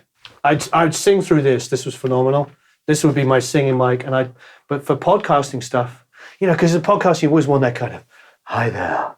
Yeah. The lows on this are phenomenal. Yeah. Oh yeah. No, it's For a great mic. $300. I use that on TomToms a lot. There you go. really Proves the good. proof of the pudding. It's got that little scoopy low end, I love it. which is great on podcasts. Kind of. These are the same setups that we have at the trade shows, like the. So how much is the? What do you call it? You call it a WA-251? Yeah. So that one is $849. That's really good. Yeah, they all have a little unique story about them. So I mean, they're all. We're a recreation company, so the replicas. Like this one I'd say is a diehard replica. Same here. This is our own. So we took the 47 capsule and said, hey, let's just use a real low-cost transformerless circuit with that great capsule. Let's see what we get. And people like it because, like you said, they're not getting ridiculous sibilant high end on a low-cost mic. This is basically, these two are both exact replicas. All three of these. This one we had to change because the VF14 tubes, the metal tubes, they don't exist anymore at all, period. You just can't do it. So a lot of what people that know the 47 really well said about the original is that a lot of its tone came from the transformer because the gain of the tube was so low, it required the transformer to do more of the work. So we chose a low gain tube. It's a 5751 tube. It's a little bit of a unique circuit. The capsule's accurate, but we just said, hey, let's nail a K47 capsule exactly. Let's use a really cool transformer. So this is a Tab Funkenwerk transformer as well, but it has changed a little bit. But shockingly, I think it sounds like a 47. So it's not an identical, part for part schematic replica, but we went after the sound as best we could with what's available. So, Yeah, great. And what are these retail for? $949 on that one. Yep. Wow. That's crazy. And the 67? 67, $899, $999, $849. So these are all up there right below $1,000. And then these are a little bit less. So you got $699, $399, $299, and then $1,199 on that one. Right. Yeah. I think the 87, would you say $700? $699, yep. Yeah, that's a bargain. That's a good one. Yeah, actually that, we did a session in here where we wanted somebody to just try the 87 on everything. They even put them on toms, overheads, vocals, and it was surprising how it just kind of works on everything. Well, I mean, obviously the original 87s with a common denominator, a lot of the guys I'm fans of, John Leckie and Hugh Padgham, Steve Lillywhite, when I asked them if you only had one or two microphones to make a record, they all say the same thing. They say a 57 and an 87. All of them said that as their answer. They're like 87 on anything and everything. You know, could be on, put it on the overhead, Yeah. put it on the piano, sing into it, put it in front of the kick drum, and then give them 57s, and that's it. They could make a record. So it's definitely a utilitarian mic, Yeah. to say the least. Yeah. Yeah, this one's kind of getting a second win. So when we release this one, I'll admit we could have done a little bit better with the marketing on it. So it's based on the classic C414. A lot of people don't know the whole history. So Yeah, basically, there's so many versions. I didn't even know myself until I did research. Yeah. There's more than 12 now. But basically, insane. Yeah, there's all these tube mics coming out. Then Neumann comes out with a transistor mic, right? Yeah. And then AKG's like, hey, we want to come out with our transistor mic, which this was their answer to that. Freddie Mercury sang into the original. The originals go for like $4,000 because they have the same brass capsule that's used in the C12. So unfortunately, because they've changed the mic so many times, it's now kind of watered down to people go, oh yeah, those are cheap mics. You can get them anywhere. They're used all over the place. But this is actually an exact replica of the very first circuit with the C12 style brass capsule. So it's special. When we released it though, people were like, oh, it's black, so it looks like the newer ones. We should have made it the old color because the old ones were this color. But over time, it just slowly builds up steam and sales because I think people are hearing about it like, it's very, I love it on guitar amps actually. Yeah. Just very open. That you don't get a lot of the resonance that you get from the brass structure around this. Yeah. That some of that creates this character. Yeah. But this one just sounds I don't know, just an open, clean. It's great on pianos. I mean, what have you used it on? I've used it on drum overheads, pianos, tom-toms. I've tried it, vocals, guitar cabinets. I can't think of anything that I haven't tried it on. Okay. Well, what would you say it shines on of those things? Oh, man. Drum overheads and piano and acoustic guitar. Okay. Yeah. Can I say three things? Yeah. Yeah, overheads. Yeah, makes sense to me. to me, a 414 is very similar to an 87 in the way that you can throw it in pretty much anything and it works. You know, it's like you just get. Yeah, it's not always your first choice, but it'll do the job on everything. yeah. For some reason, a 414 could be really good on a vocal, or could be the worst vocal sound you've ever heard. For some reason, that's the only thing. And that's how it is. Yeah, like on females, I don't typically recommend this because you get that high mid thing going on, and it's just it's not right. I'm very impressed with this. I think that's a really good $300 microphone. Yeah. Oh yeah. That is really great as a utilitarian, and this, I mean, this sounds very close to my mental recollection of my 47. But this would probably be my vocal mic, I think. A lot of people are in love with this. This has been out for 4 or 5 years now. We have a lot of fans.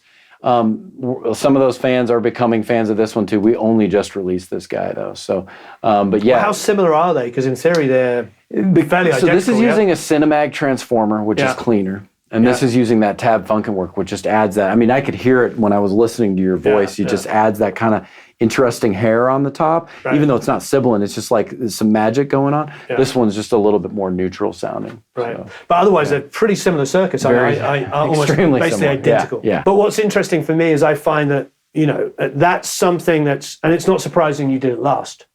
Because it's the mic that if I had 10, I mean, what have we got? We've got 5, obviously, 6 and 7. I mean, this is 7 of probably the 10 most famous mics in the world. It's probably going to be most used, second most used.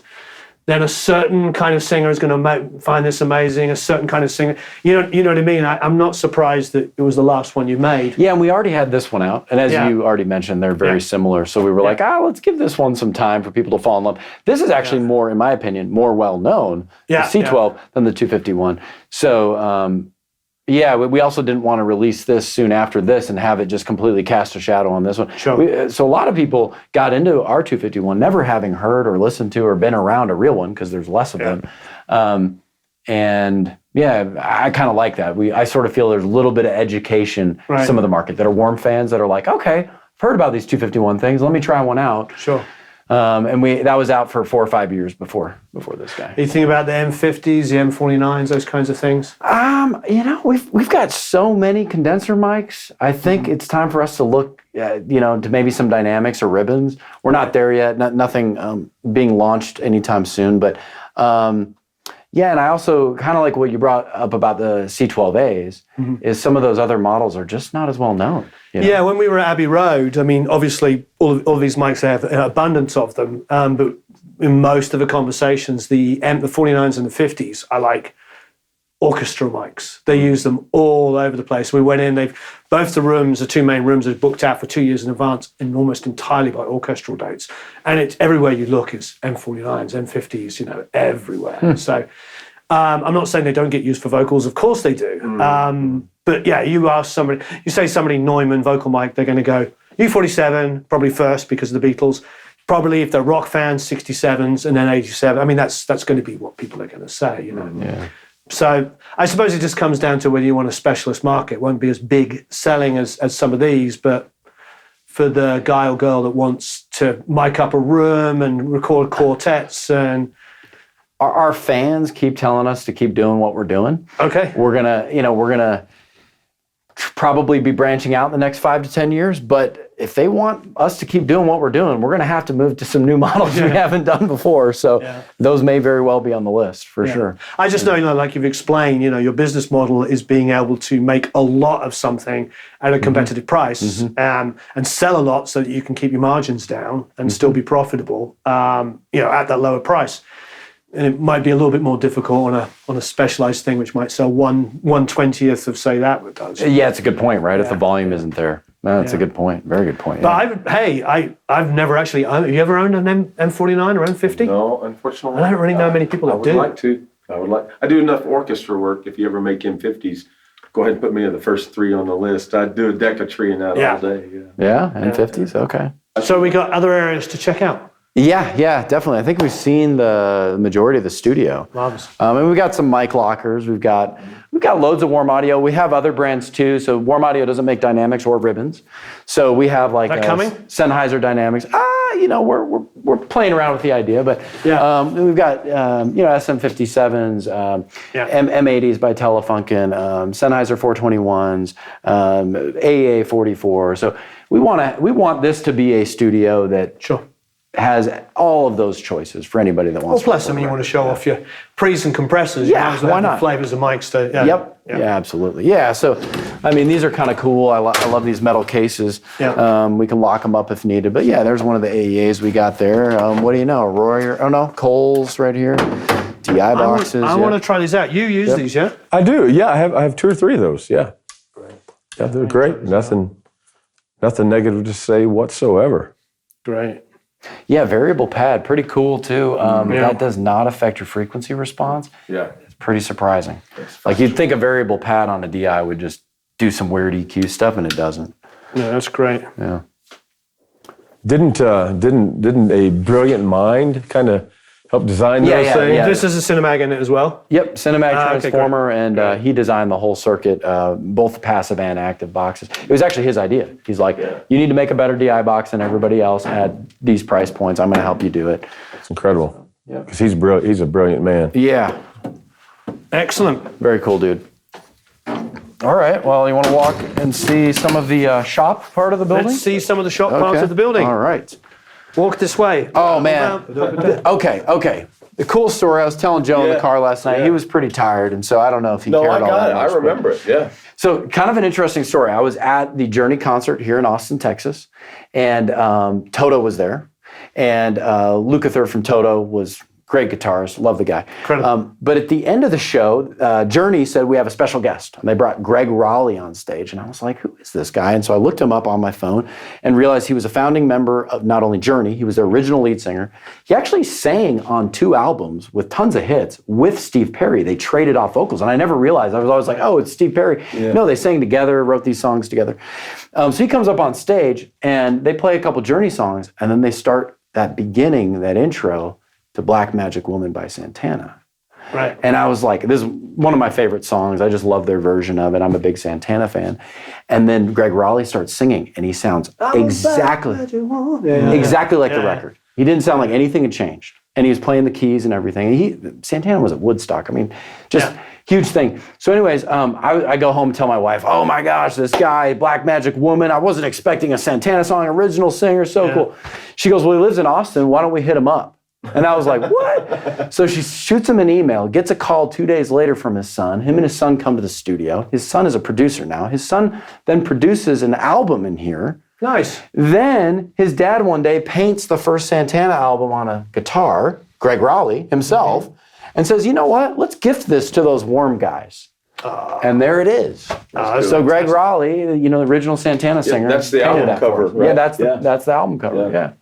Wow. So kind of a cool little story. That all happened like in the last month. So yeah. Amazing. Congrats. Yeah, thanks. It may still be in tune then. Yeah, I actually asked him, I'm like, can I play this? He's like, well, there's paint all over. I know, but it'd be cool. He's like, well, that would mess up the paint job. I'm like, okay. Hey, Warren. All right, keep this on camera. If I get a bullseye, you got to give me your 176, 175. Okay. And how many chunks? Oh. Okay, you get to keep it. You almost got it. You almost got it. Now he will watch. You got it. I won't. No, I won't. This has been years. Okay, if you get a bullseye, what do I have to give you? Oh, I have no idea. Oh, well, that died. Oh, did I get it? No, that's close though. I get to keep all my stuff, and he gets to keep all his stuff. How about that? You're like, I almost got it with that second dart there. That would have been like, oops. so this is our lobby for staff. This is my wife, Aubrey. She handles our Hi, wife Aubrey, that we haven't been talking to before. We don't know who you are. artist relations. Nice hat. Thank you. And she sports the hat a lot better than I do. I'm not a hat guy. So He doesn't do yeah. that. Your head's too big. My head is big. It's very large. It's very large. Physical size. She's like both. Wow. So this room, I don't think either of you have No. been in yet, or definitely I haven't seen that. So we test every product that goes out the door. So Right. we import the product from our various factories.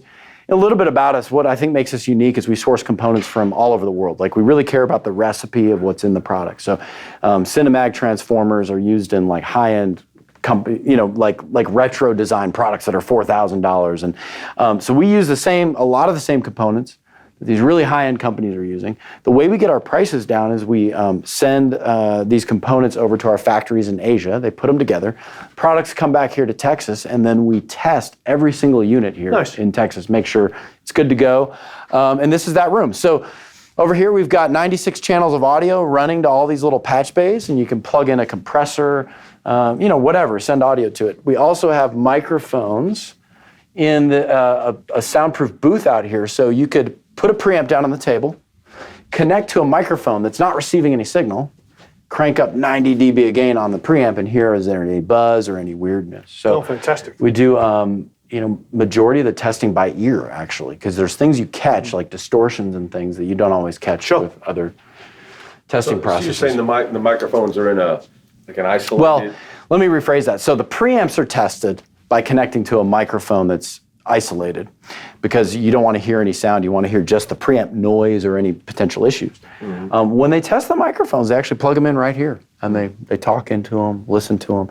And when you test 50, 60 of the same microphone in a day or whatever, you really become accustomed to how it sounds. And you go, oh, wait, this one's missing low-end response, or, I hear a buzz on this one. You can quickly catch any makes sense. potential issues. Are yeah. your microphones that you test your preamps through in an isolated, like how like a chamber that's super isolated? Like an from everything, anechoic chamber. So that process occurs when designing the microphone to make sure the frequency response is right.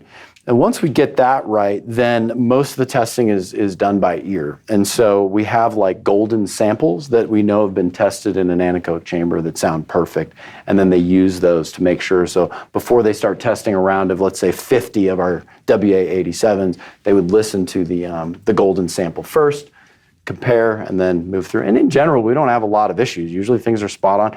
Not a lot of components in a microphone. If you put the good components in, it's going to sound good unless there's a soldering error or, a defective part, which is pretty rare. Yeah.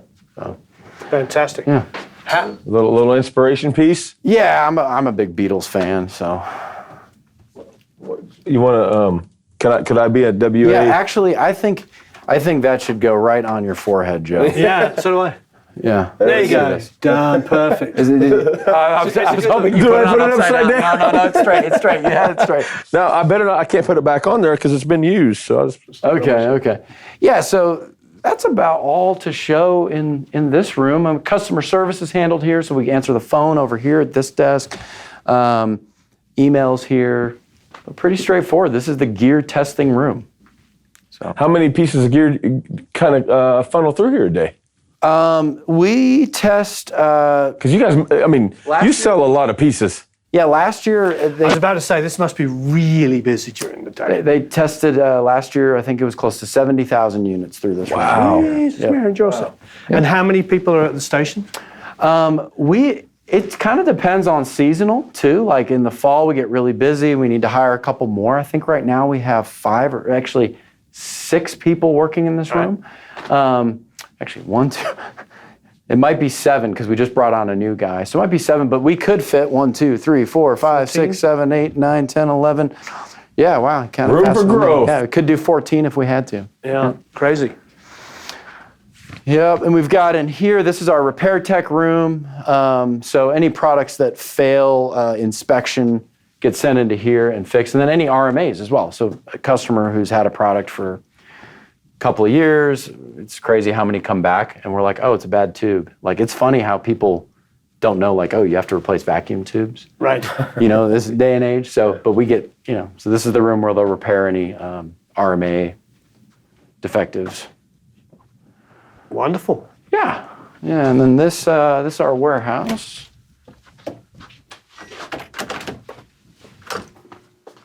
Come on in. Wow. It's a lot of gear.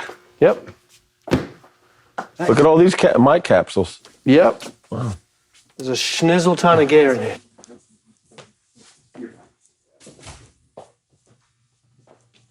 Yeah, so Man. about 650 pallet spaces. I have to mention this because my wife loves it when I bring this up. But they changed the fire code right as we were building the building. Yeah. We originally weren't going to have to put sprinklers in, and then they changed the fire code. A sprinkler head every 4 feet, every layer, because metal microphones might explode. Right. Oh, yeah. Makes a lot of sense. Yeah. So yeah, quite a lot of gear in here. Wow, yeah. That's a lot of sprinklers. Yeah, I see now. Wow. Yeah. God, how much was that to do? Yeah. Oh, don't even get me started. Yeah. Yep. Multiple layers. Broadcast boom arms. So you make boom arms. Yep. We've got I don't think boom I knew that. arms. Yep. Boom arms, pop filters. We have this secondary podcasting brand, which we came out with it during the pandemic because everybody's podcasting. Right. And, we got a couple mics and boom arms and things. But then as soon as the pandemic ended, podcasting slowed down. So, but it's still great. We still sell quite a lot of it.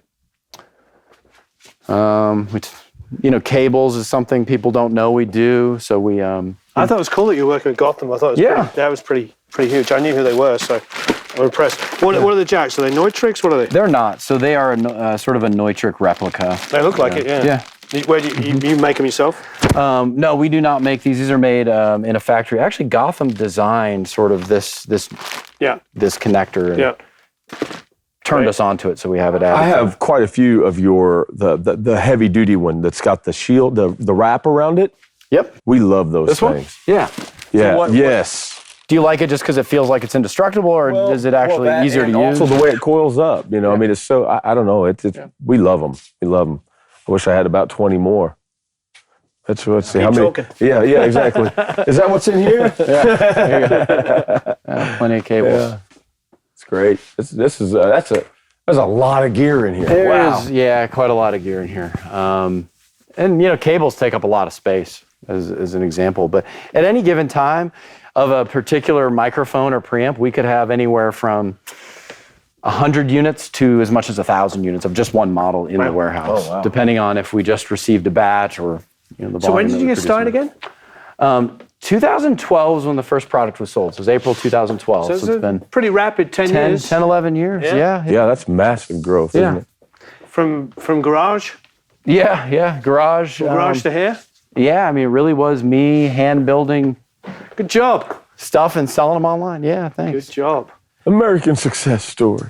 And this is the aisle that they put all of the tested stuff. So if you look closely, there's these warm audio QC, meaning it's been tested. So when the shippers, they come to this aisle to basically grab everything. So there's a little bit of here's the 47s, here's our 251s that are tested and ready to go, 8000s, CX12s, etc. Very cool. Nice. Yeah. Yeah. Yeah. And it's a little warm tonight, but we do have air conditioning in here. Yeah, it's not bad. It's definitely not like it is outside. It's Austin, Texas. Outside it is like, yeah. Well, you had to depolish your head earlier. That's how. Yeah. But one thing I was super impressed with, because, you know, having a studio in Nashville that also fights humidity issues, keeping the humidity out of the tracking environment and the control rooms, you know, is an issue. Your studio in there, I mean, you know, it's been in the 90s, I think, through the day.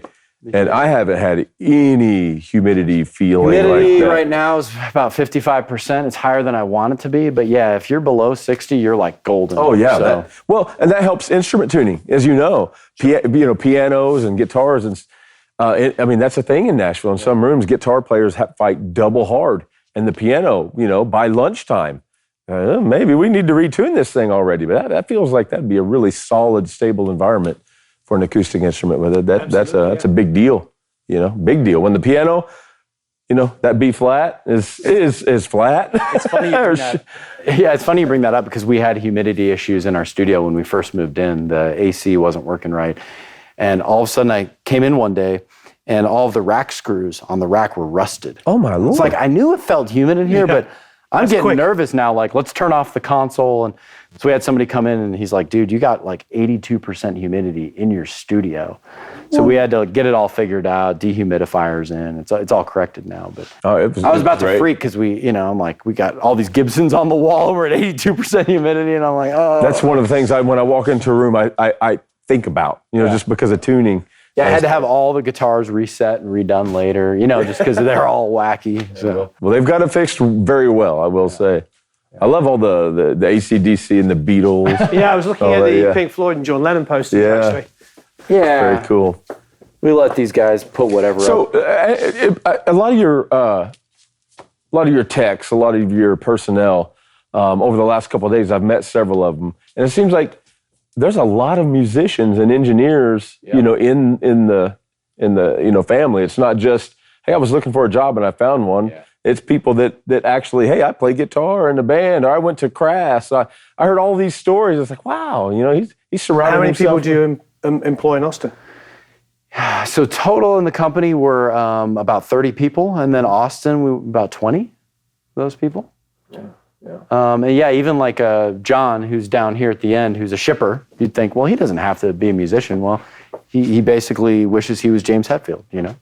That's cool, though. I mean, they care. I mean, you know, they care. It's not just a job. It's like, I love this industry. You know, this is when I go home at night, Makes a lot of sense, yeah. yeah, I use this stuff. Or you know. So the band director of Metallica actually contacted us recently. We talked to him. I apologize, I don't remember his name offhand, but he wanted to really test our 84s, which you like. I love. And we sent him one to check out, and then he ended up buying, I think he said 8 or 10 of them for drums and some various things. But then we told this guy, John, in shipping, that like he loves Metallica. Like, dude, Metallica's using our mics. And he's just like, you know, so it's kind of cool. Like, hey, I'm shipping mics to Metallica. Like, this is cool, you know. So it is nice to have people that are passionate about that. Like, Metallica, who's that? I don't care. You know, I'm not a musician, right? Yeah. Like, it's more to them than just I'm putting something in a box and shipping it out. Absolutely, So, yeah. And, you know, these days with the decreasing amount of jobs available in the music industry, if you can actually work in a field you love, that's huge. Yeah. It's awesome. It's a lot of fun for sure. Do they ever get together and do little band projects and come in and use the studio? They do, yeah. Good. That's awesome. Yeah, we did a company party too as a talent show. We just went into the studio and said, all right, pick up a guitar. Let's, you know, or whoever plays, let's Nice. hear it. I think my favorite was one of our employees sang Holy Diver. Oh, wow. Yeah, Dio. Yeah, Well, Dio. did he sing it well? Did he sing it I well? just wasn't expecting it, you know? He's one of the guys that tests the gear all day, and he goes, and the song starts for the talent show, and he's singing Holy Diver, and he's doing like these, you know, I'm just like, yeah, this is fun. This is cool. I love Dio. I went to the Heaven and Hell tour, the last tour he did. Did you go to see any of those With shows? Black Sabbath? Yeah. Oh, dude, no, but it's a great album. Yeah. Without Ozzy, but it's great. Yeah. Oh, I have no problem. Those two albums, Heaven and Hell, Mob Rules, two of my favorite Black Sabbath records. I'm an Ozzy fan, don't get me wrong, but those records are great. Yeah, I remember I picked Neon up. Nights. Oh, yeah. Yeah, Dio, you can't. That voice is so good. Yeah. Have an autographed Bon Jovi poster. No, that's a here. joke actually. So, yeah, like so Larry works here. You're my best fan. Believed in me. You always. Yeah, it's you BJ. always believed in me, Bon Jovi. Yeah. Is that a? I'm sorry. Is that a? No, okay. So this is really the band, Okay. and what it was is this guy here. His name's Larry. He always wears a bandana every day. The bandana matches his shirt. So if he's wearing a gray shirt, it's a gray bandana. Nice. He Can't drives coordinate. He drives a motorcycle, and he's just one of those guys that like you see him, and it's like you like AC/DC and you like 80s rock. You don't even have to tell me. I can tell you're one of those guys. So. We got some KRK speakers in here, and he's always jamming the 80s rock. And so there just kind of became this joke that, like, your favorite band's Bon Jovi, isn't it? Even though it's not, you know? Yeah. And then he just like, no, I don't actually like Bon Jovi that much. So I got this for him as a joke. For it. I wore the cassette out in my Mustang, man. Yeah, Look slippery at when you, wet. Mustang. Slippery when wet. Yeah. Oh, it was an Bruce old Fairbairn. Mustang too. Yeah. But man, I ran that thing over and over and over. Yeah. When I turned 16, you know, that was one of the couple that I never took out of the car. Yeah. It's Fun stuff. Is there an executive washroom? There is no executive No washroom. executive washroom? I keep hearing about these rooms. Like, am I missing out? That's always what I want to see when I go to, big You want to successful see your business. executive washroom? Yeah, we're big fans of tongue saw. I mean, modern tubes are interesting because modern tubes are never going to have the same kind of color of vintage like NOS tube from the 70s or 60s or 50s is going to sound like. But in some ways, some brands of tubes have actually improved from a linearity standpoint. So like Tongue Saw is a great brand where if you're like, let's say you had a mastering piece of gear that's tube, and you're like, I don't really want it to color. I want it to do what it does and have tubes, but not like add a lot of fuzz and dirt. Tongue Saw is a great brand for that, and they're a modern tube. And we don't have the luxury of buying new old stock tubes because we're making mics in the thousands. And so Tongue Saw is a big brand that we support. We do use some Electro Harmonics, some JJ as well. But yeah, these are all the spare parts. If somebody drops a mic, smashes a head basket, it's pretty easy to send them off another head basket. But we take support very, very seriously. We don't want people having gear that they can't have serviced and fixed up quickly if they. I talk. That's super important. I talk about this all the time with stuff I recommend. We're talking about it in the masterclass. We did our Q&A yesterday at the end of the day, where sometimes in a certain price point, there's actually quite a few things that are quite competitive. And the differentiator is how the customer is treated by that manufacturer. And I was wearing these headphones and I was loving them. We're a German brand. I'm not going to say who it is. Things that's going to be public. And when they went wrong, they told me to send them to a distributor I was talking about earlier. And I had two pairs, but both broke. One came back working. The other one came back wired out of phase. And they fought me on it. They're like, it's not wired out of phase. You don't know what you're hearing. And it was Eric who was writing to them. So I dropped in on the email and said, trust me, I know what out of phase is. When I don't have a center, it's out of phase. And the guy, the distributor wrote back to me, he's like, ship them back, you pay for it. If they are wired out of phase, we will reimburse you the shipping costs. And I never bothered. I just called the German company and said, I'm no longer wearing your headphones in any videos ever again, because I can't recommend something that this is how you treat your customers. It's just as simple as that. So this stuff, the support, the back end is the most important thing, because you can make the best product in the world, but if you can't look after the customer. Well, and stuff happens, man. Tubes are the number one thing. Tubes don't last forever. But yeah, we really pride ourselves in just being available. Like that's one thing too. Like, sometimes somebody will call and be like, man, I got this and something's not working right. And they're like getting worked up. And it's like, dude, we're going to take care of it, bro. Yeah. And then it's like, why are you getting worked up? Well, because other companies don't take care of me. It's like, and so it's that anxiety of like, will the company take care of me? It's like, ooh, we don't want people to feel that. I just thought of a story. One of our transformers that's in our 73 series. So this is a Carnhill transformer. Yeah, I has the recognize Carnhill logo on it. Yeah. So obviously when we came out with 73 style mic pre's in 2018, we were the first to do, fully discrete 73 style mic pre's with Carnhill transformers, all the legit components at the price points we were doing it. It was just kind of like, whoa, Yeah, is this the price, possible? yeah. So obviously other people that made Neve style mic pre's weren't super thrilled about it. And they're like, oh, this competition. So this rumor started going around that, well, Warm Audio's Carnhills are made in China. Right. And I was like, what? Like, what's going on? So I called Carnhill and I'm like, do you have a factory in China? Like, these sound great. So I don't know where you're making them, but no, we only make them in the UK. So I finally went out to the UK just this year, visited their shop, and I said, show me my transformers on the production line. And I took all these photos so I could dispel the rumor. But yeah, they're only made in the UK. They have the heritage of the Neve style, or the Neve Well, Neve sound. it's the same factory. It's St. Ives, isn't it? It's just a different name. So yeah, St. Ives was acquired by Carnhill, By Carnhill, and they yeah. now have that legacy. Same under their recipe. brand. Yeah. Yeah. Well, it's the same everything. It's the same machines. yeah. They just changed the name of the company. Yeah. The only thing, some of them are made with posts on the top. So instead of these wires, they have the wires go to a post, and then you solder to the post. We said, oh, we'd rather just have the wires. It's easier. So that was our little customization. But it's the same, And transformers, anything Neve is really super important because that was where Rupert came from. He was a transformer designer. Oh, I didn't know that, actually. He designed the transformers. He worked for Partridge. And Partridge transformers, that's what's in high watt amplifiers. And everybody considered those to be like the pinnacle of British amplifiers post-war. What they did is they hired all of the women that were working building electronics during the war effort while all the men were fighting.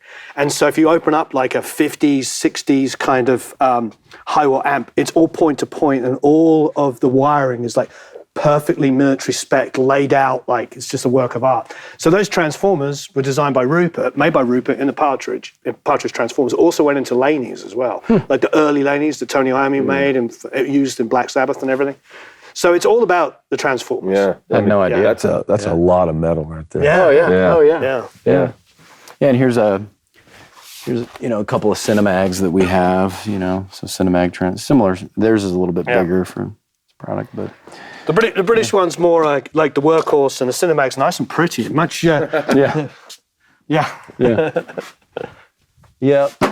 very nice. Yeah, this is a classic thing. They would, so they put epoxy on the metal so that it doesn't rust over time. And so the way that Carnhill did it is they'd put some epoxy on here and then put it in an oven and it would kind of melt over it. Oh, so gives it that look. Yeah, that became their look, this red color. Yeah. Yeah. The very first 73 style mic pre that I used was a guy that hand built them online, and it sounded unbelievable. And as I got talking to him, I realized he was actually purchasing Vintex and replacing the transformers with his. And his were Carnhill, Vintex were Carnhill. I'm like, why are you replacing Carnhill transformers with Carnhill transformers? And he said, well, mine are the proper Mariner spec. And I said, what do you mean? He's like, well, I've reverse engineered Mariner radar, the late 60s Neve console transformers, and I'm using that spec, and they just sound better than what is off the shelf today. And I said, is this real? So I did a little bit of research. This was back in like probably 2008, 2009. He eventually stopped purchasing those from Carnhill, and I approached Carnhill and said, can I buy those special ones? I see. So ours are not identical to the off-the-shelf models that everyone that's making 73 style preamps are using. I think ours actually sound closer. And I asked Carnhill, I said, what's different? Because I'm not an electrical engineer. Like, what's different? He's like, well, the gap in the core is larger. The laminations are a little thicker. The wire's thicker. The wire's round and reverse. Like, everything was different about the construction. They're like, electrically, on a schematic, it does the same thing. But the construction materials and the way it's put together is different. I said, okay, so what's the result? And they go, well, most people that hear the one that you're getting, they like it a little bit better. I was like, even they're admitting that. I don't know how much of this should be on camera, but No, that was pretty cool. So, people ask, well, how close is yours compared to these other brands that are more expensive? And I'm like, I think it's actually closer. And I know it sounds crazy because of the price point, but just listen to it. And most people that listen to it, we did a shootout actually when we first released them. We said samples A, B, C, and D, and they were different brands. And ours, no joke, ours got 70% of the vote as the one people liked. And then as soon as we announced, well, this one is the warm audio one, all of a sudden all the votes started changing to the more expensive brand, if that makes sense, right? Because people hear with their eyes. But that was pretty cool when we first launched it. Nobody knew. And we're getting all the votes. And I'm like, people think ours sound better than this $2,000 product, whatever. And of course, it started changing once they knew the result. Because it's hard to admit that, right? Like the one that's a third the price, I think maybe sounds a little better. So. Well, it's a little bit like the whole, talking about the tube inside of the Neumann. We can get into the whole New Vista VF14, was it EF, whatever, all these different things. Neumann, you go to their site, they'll tell you it passes current exactly the same way. So as far as they're concerned, whether you've got the original or not the original, nothing changes in their mind. It is exactly the same. But everybody will tell you if you don't have the original one, then it's not a real U47. Yeah. Mm-hmm. And yet, as we said, the thing about that is with that polyurethane capsule, they deteriorated so badly that, we were talking about, you put 5 microphones up with different deteriorations, they might as well be 5 completely different manufacturers. Sure. So there's so many other things that are far more important than getting hung up on like, Yeah. But that's what people do, we all do. I mean, Yeah, we're chasing that legacy, that Yeah. sound that we think we heard on a record at a certain time in a certain place. And that's part of the, I get it. It's part of the excitement, right? Like, Yeah, I want I to don't sound mind like the Bon nostalgia. Jovi, like Bon Jovi. Yeah, I don't mind the nostalgia and the romanticism of it. I mean, it's like, being in LA, we track most of the record at our studio. But if we can go to Sunset Sound for 2 days and do the basics and get drums and bass down on 5 songs, it's great. They're like, oh my God, the Stones did what here? Wow, Zeppelin did that? Oh, Van Halen did. Yeah, I mean, it's a thing. It's inspiration. The mindset, hallowed ground. I don't know if I'd perform better knowing that or if I'd be intimidated and perform worse. But either way, if you're using a mic pre that you read was the Jimmy Page, you plug into the front of a 73 and crank it up and distort it and get that Jimmy Page, direct DI'd, Yeah. you're going to feel a lot better about it than putting it in the front of your Focusrite 2i2. Yeah. No, absolutely. Yeah. Yeah, for sure. Yeah, well, let me show you guys the upstairs. Yeah, next. please, yeah. And not a ton to show you up there. It's mainly office space, but I've got a cool little room that it's kind of fun. Oh, we're going to see the secret room, the private room. yeah. All right. Private. Mainly office space up here. We have a lot of remote and home employees now, so it's actually not as utilized as it used to be. There's 1, 2, 3. Did you build this building? Yes. Yep. From scratch? From scratch. Yep. Nice. Yep. When? Let's see. We finished it in 2020, January of 2020. Yeah. Where were you before? Just some rented warehouse. Yeah, so we didn't have a studio. We didn't really have much office space. We built some small offices in there. So. About 15 minutes from here, is that right? Yeah, 15, 20 minutes from You here. finished it just before the pandemic. The pandemic started when we were like 6 months from completion. So I'm sorry, January 2021 is when we moved in. Oh, okay. So my mistake Okay. on that. So it slowed everything down a bit? Yeah, slowed everything down and, building something stressful, but then pandemic hits and it was weird. But luckily we started before because costs of materials started going That was going to be my thing, yeah. in like later 2021 and we were done basically right as that all happened. So Lucky. Yeah, very, And did you have a lot of very stock? lucky. We luckily carry typically 3 to 6 months of stock of most products at any time. So we were in a good position, but it was rough staying in stock. It was hard, and costs went up, and we're a cost brand, so we didn't increase prices much, actually at all, for a couple of years, and then we just barely hiked some of them up a little bit, but we just keep moving along. That's what we do. Is they've got to be aggressive prices. That table was a beast. It came in through that window. Oh, wow. So this is an 18-foot long table. Check this out, Max. One solid this. piece of wood. Wow. Yep. And we weren't sure how we were going to get it See in. Joe at the end here. Yeah. Joe sitting down the end here. I need results. I call this meeting to order. This scene, I think of the movie Elf, and the rider down here and Buddy the elf down here and running across the table. That was hilarious. Oh, man. Yeah, so this table will never leave this building. Oh, no, It's here to stay. It ain't going anywhere because we can't really get it out of here. It'd take a lot of sawing to get it out of this building. That's for sure. Yeah. Is it locally sourced wood? Yes, I believe so. It was just a local carpenter that put it together. It's a pecan wood. That's really pretty. Yeah, it is. Good job. I like it. Makes me want to get a custom table with my name in the middle of it. And so if you've ever wanted to know what the president of Warm Audio does, I just sit here all day and I just stare at these cameras. Oh, total I just go, control freak. oh, who's recording What's in he the doing? studio today? What's he doing? Oh, is he working hard enough in the warehouse? And people, it's funny because I have this up, but I hardly look at it. And when people come in here, they go, oh, he's just staring at me all day. Man, so you was able to, you didn't buy a ticket to the master class, and you could still watch. Oh, That's I cheated. not fair. I owe you money. You I owe you owe- money. Yeah. Yeah, he was sitting there right there watching this. I feel so. We got to have something in case in case Joe Carroll tries to sneak some microphones out. Some more. Yeah. Some more mic. stuff out. Yeah. He's already got enough. More. Yeah. Yeah, so this is my office. We hold some meetings in here. I do a lot of mostly email, but I have a little R&D room here that I need to actually make this room better. It's turned into kind of a junk room, but it's my little studio space where I can test stuff out, solder stuff, get messy. That's a hand-built amp. I was about to say, I don't see a logo on it. Yeah, you can take it if you want. It's all right. Yeah.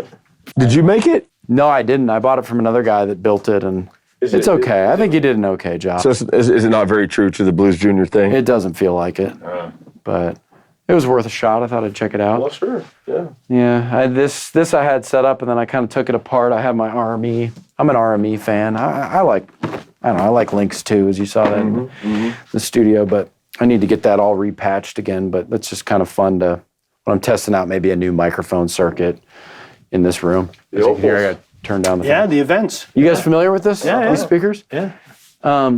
These are special. Like if you don't have, $8,000-$10,000 to spend on a pair of speakers, I think this is one of your best options. And on the used market, you can get a pair for about $2,000. Yeah.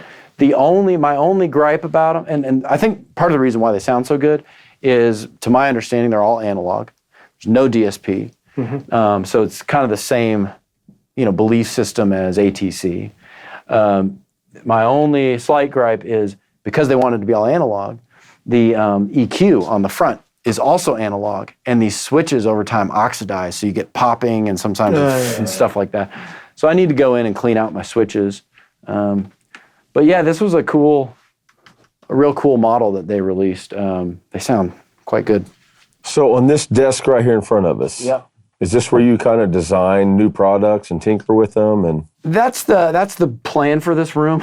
I end up doing a lot of that in there in my desk, but I want to set up this room to where it's more of like my little studio haven where I can test things out. But yes, I do desolder, take things What apart. is this? Is this kind of a Dumble? That's kind a of? Dumble style amp that I was Yeah. just kind of checking out. I was kind of curious, like how it was built. I have no idea why I was curious, but I was just curious. So I started taking it apart. I don't know. If you can build a Dumble at a fraction of the cost, that would be a pretty big business. It's kind of model. fun, right? Yeah. Yeah. So I was just curious. I was like, what goes into these things? Because I have a friend who spent $110,000 on a Dumble. oh my lord! okay, Yeah, yeah. they go from That's crazy. 70 plus. Yeah. Yeah, I've heard. Well, yeah, it's kind of interesting. Like this is a $4,000 Dumble recreation. It's by Amplified Nation, and what was really interesting to me is some of these transformers on here are like $5 cheap transformers. Yeah. Which I was like, huh. So now these guys are very expensive. Oh, sure. And these are Hammond brand. So yeah, I'm just kind of poking around, getting an idea of what goes into a high-end amp. That was always sort of the mystery, wasn't it? That people would say that he'd go down to Radio Shack and buy off-the-shelf cheap components and then Sure. magically customize the amp for you for the way you heard it. I've heard that from like 5 different owners of Dumbles. You ever ask them about why, and they'll tell you the story how it's customized for voiced for them is what I hear a lot. I'm not trying to. I don't. I've know. heard that too. I mean, it could very well be true. Yeah, Yeah. but it does mean that ultimately they're not expensive components, particularly.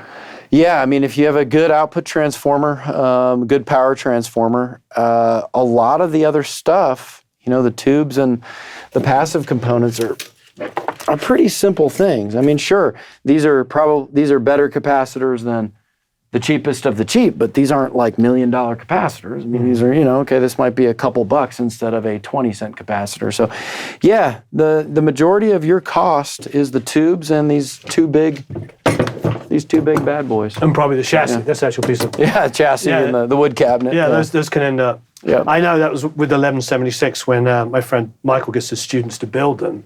Most of the cost is building the chassis and stuff. Yeah. Yeah. What are these here? Those are just some experiments I'm playing with. We'll leave those alone for now. Just kind of messing around. The ribbons, Michael.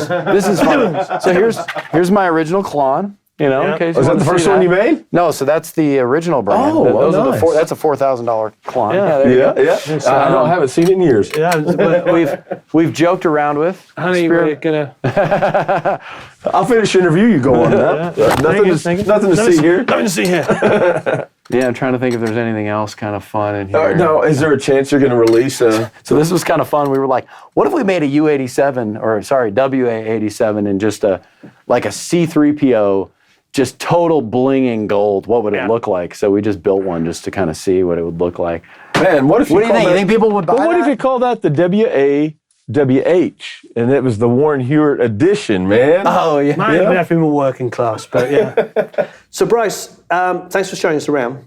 Yeah, thanks for coming. Can you give me a little bit of, or give us a little bit of your background? Me with Warm Audio, really, I was a kid that loved music, like us all.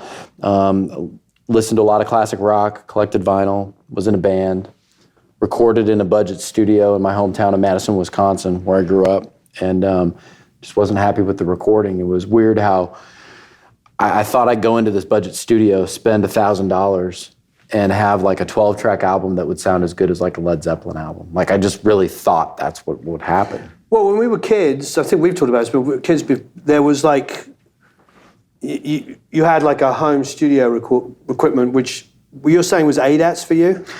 So the studios I would record in was ADAT. My first recorder was one of those Roland 8-track digital recorders. Oh, the VSA 80s? Yeah, so my band recorded, the quality wasn't good.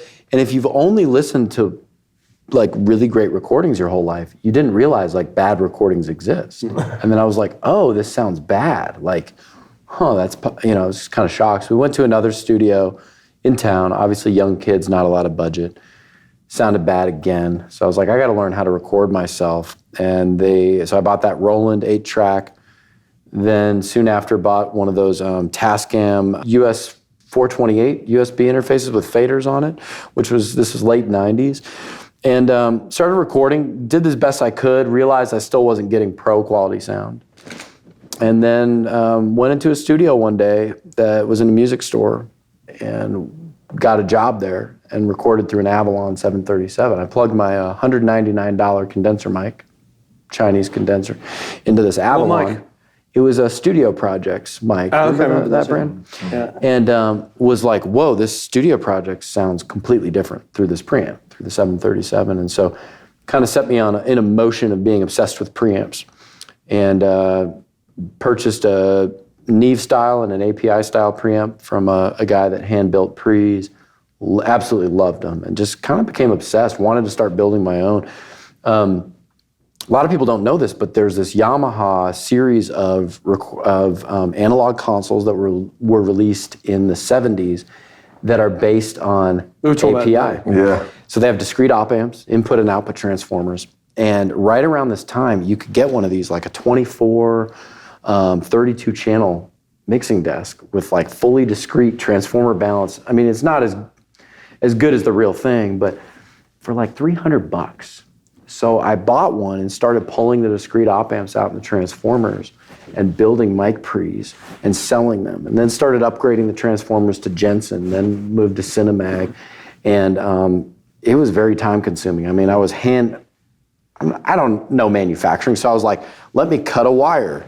Let me solder this wire from here to here because that's what I saw on this schematic or this example. So the builds inside looked messy, wires everywhere, just ugly, but they sounded good.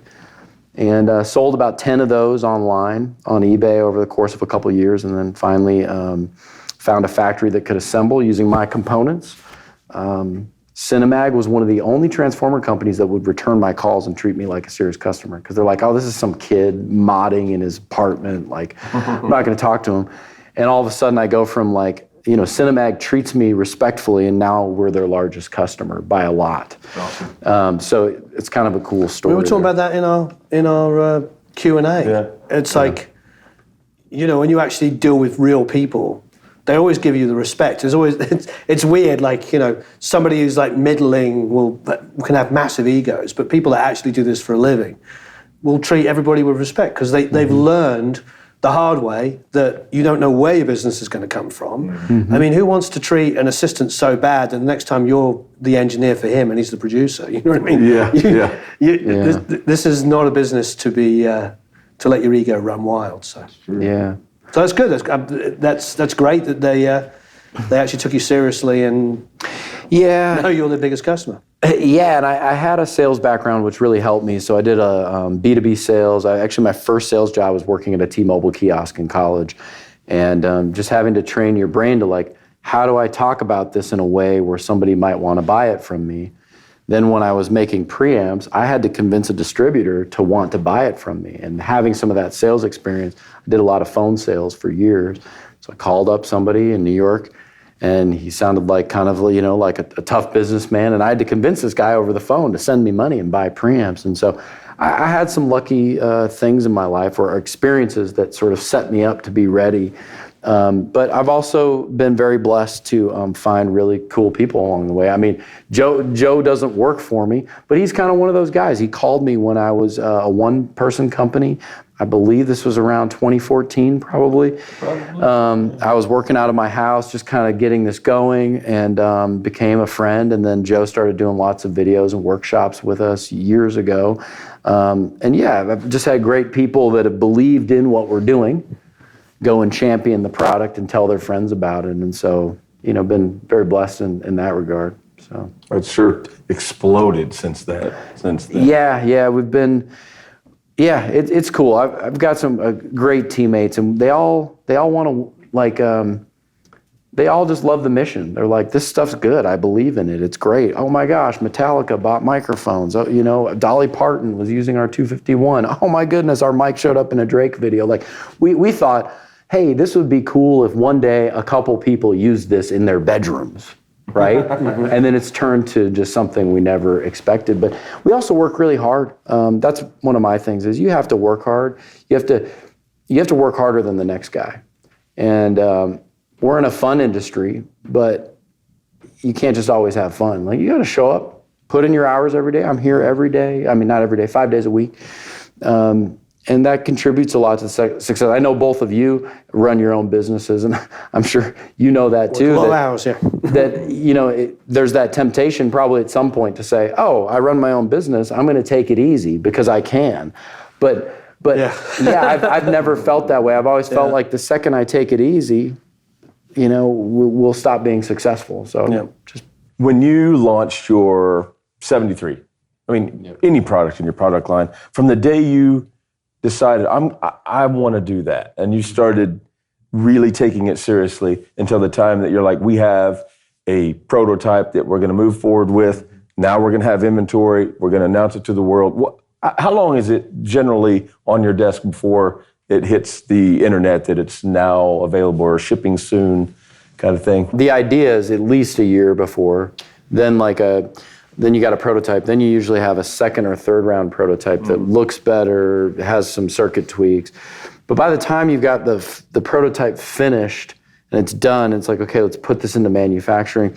Usually looking at 4 to 6 months before the public will hear about it, before it's launched. But you're looking at all in the process is at least a year, and sometimes longer, because it starts out as an idea, and then prototype one, ooh, don't like this, let's change that. Let's move this switch here, you know, those kinds of conversations. So there's not much time when product WA2A was released. There's not much time to celebrate that victory lap because there's some. I mean, you got months to go before product number next can come out. Yeah, you're always working on the next thing. And that's also just like, Warren was saying with all these businesses, and I'm kind of wired that way where I just feel like I always have to be pushing forward or I'm falling backwards. Okay, I could only afford budget gear when I got into recording. And so even though a lot of the gear I was buying was, you could say, cheap, to me, it didn't feel cheap. Like a $400 microphone, some might say that's a cheap microphone. Well, to me, I didn't feel like that was chump change. I felt like I'm giving you $400. Sure. I'd expect something great in return. And, if you're going to advertise this microphone as being super warm and vintage and beautiful sounding, I better get a super warm, vintage, beautiful sounding microphone. Mm-hmm. And I felt like so much of what I was being sold was marketing hype. Sure. And that's one thing that I noticed about the industry when I first got into it, is it felt like there was lots of hype. It was a lot of like, let's make a product, or companies that would do this. Let's make a product. Doesn't really matter how good it is. Go sell the crap out of it. And people would buy it. People resell half of what they buy because it wasn't that good. And I had the experience of I got to the point where I felt like I was getting ripped off because I bought $200 interface, then a $500 interface, then a $1,000 interface, and felt like it didn't really get better. In some cases, got worse. So, anyways, to get to my point here is, I think when I started getting feedback from customers that, Bryce, I bought this thinking it would be okay, or somewhat decent, or kind of at the level I would like to get to, but I can't afford to, but you exceeded my expectation. I wasn't let down at all. I was actually, surprised. And that's sort of when I was like, wow, now that's a difference. I don't care if you're famous or if actually, I'd rather have you not be. I'd rather have this be the only piece of gear you could afford and you're thrilled that you bought it. That's when I was like, that's cool, because I felt like this industry was just so marketing hype and so let's push whatever we can, especially to the budget people. I'm sure all the $3,000, $4,000, $5,000 microphones and preamps all sound great. And if you have that kind of money, you were never let down because you were just buying great stuff. But, the working musicians can't afford it. So, yeah, I'd say for me that moment of like, was like when I started getting those emails in. And I bought this and never heard of you, but this thing's great. Like, how'd you do it? Thanks so much. And like getting thanked. I'm like, no, thank you for buying it, but they're thanking me. And that was a pretty cool feeling. Guys, this has been super cool. Warren, first of all, getting to know you. Haven't really, we met a couple times at NAMM, so just spending some time with you. Super cool, great stories. And thanks for coming out to Warm Audio and holding the masterclass, holding the Q&A, which we offered, free of charge to anybody that wanted to come by and check it out. Really, really fun, to It spend was this a time with you blast. guys. I had a great time. There was some pretty freaking amazing people there. There were some great questions. Yeah. You can tell by the questions, like how serious somebody is about. We had some people in there that were serious musicians and engineers and producers. That's always fun to talk to people. Yeah, when the kid's like, I worked with Ben Queller and I made his last couple. I'm like, oh, okay. Yeah, it's great. So thanks for allowing a loudmouth like me to come down and hang a little, right? You guys are welcome anytime, and Well, don't say that because we'll be back tomorrow. Awesome. But I love what you guys are doing. I mean, Produce Like a Pro. I like that name because it's sort of saying that, like, hey, we want to help you. Yeah. It's everybody's got the dream, right? You're saying, hey, let's help you. Let's give you the information to live that dream. So in a way, Warm Audio and Produce Like a Pro are kind of synergistic in what we're trying to do. Yeah, and to me, it's all about the recording. And, I can sacrifice external gear when it comes to mixing. I still like breaking out and touching a few things. We talked about this. But if I have to, gun to my head, I'll mix in the box. But I'll never sacrifice the quality going in. Mm-hmm. Yeah, I'm the same. Real tubes, real transformers. Yeah, all those records we're sort of talking about a little bit, you just mentioned The Wall, all those records come up on the console like sounding like the album. You're recording the way you want to hear it. So to me, that's That's where all your money, your time, your energy should be put in. How you record it, the performances you capture, how you capture them. Yep. So Bryce, thanks ever so much. Yeah, thank you guys. Thanks for having so us. much for coming. It's been a lot of fun. Joseph, you rock. Yeah, thank you, Warren. Back at you. Thanks, everyone. Leave any comments and questions below. Have a marvelous time recording and mixing. Of course, there will be links to everything, to all the Warm Audio stuff that we've talked about, products, website, you name it. Thanks, everyone. So long, farewell, auf Wiedersehen, au revoir, adios, ciao.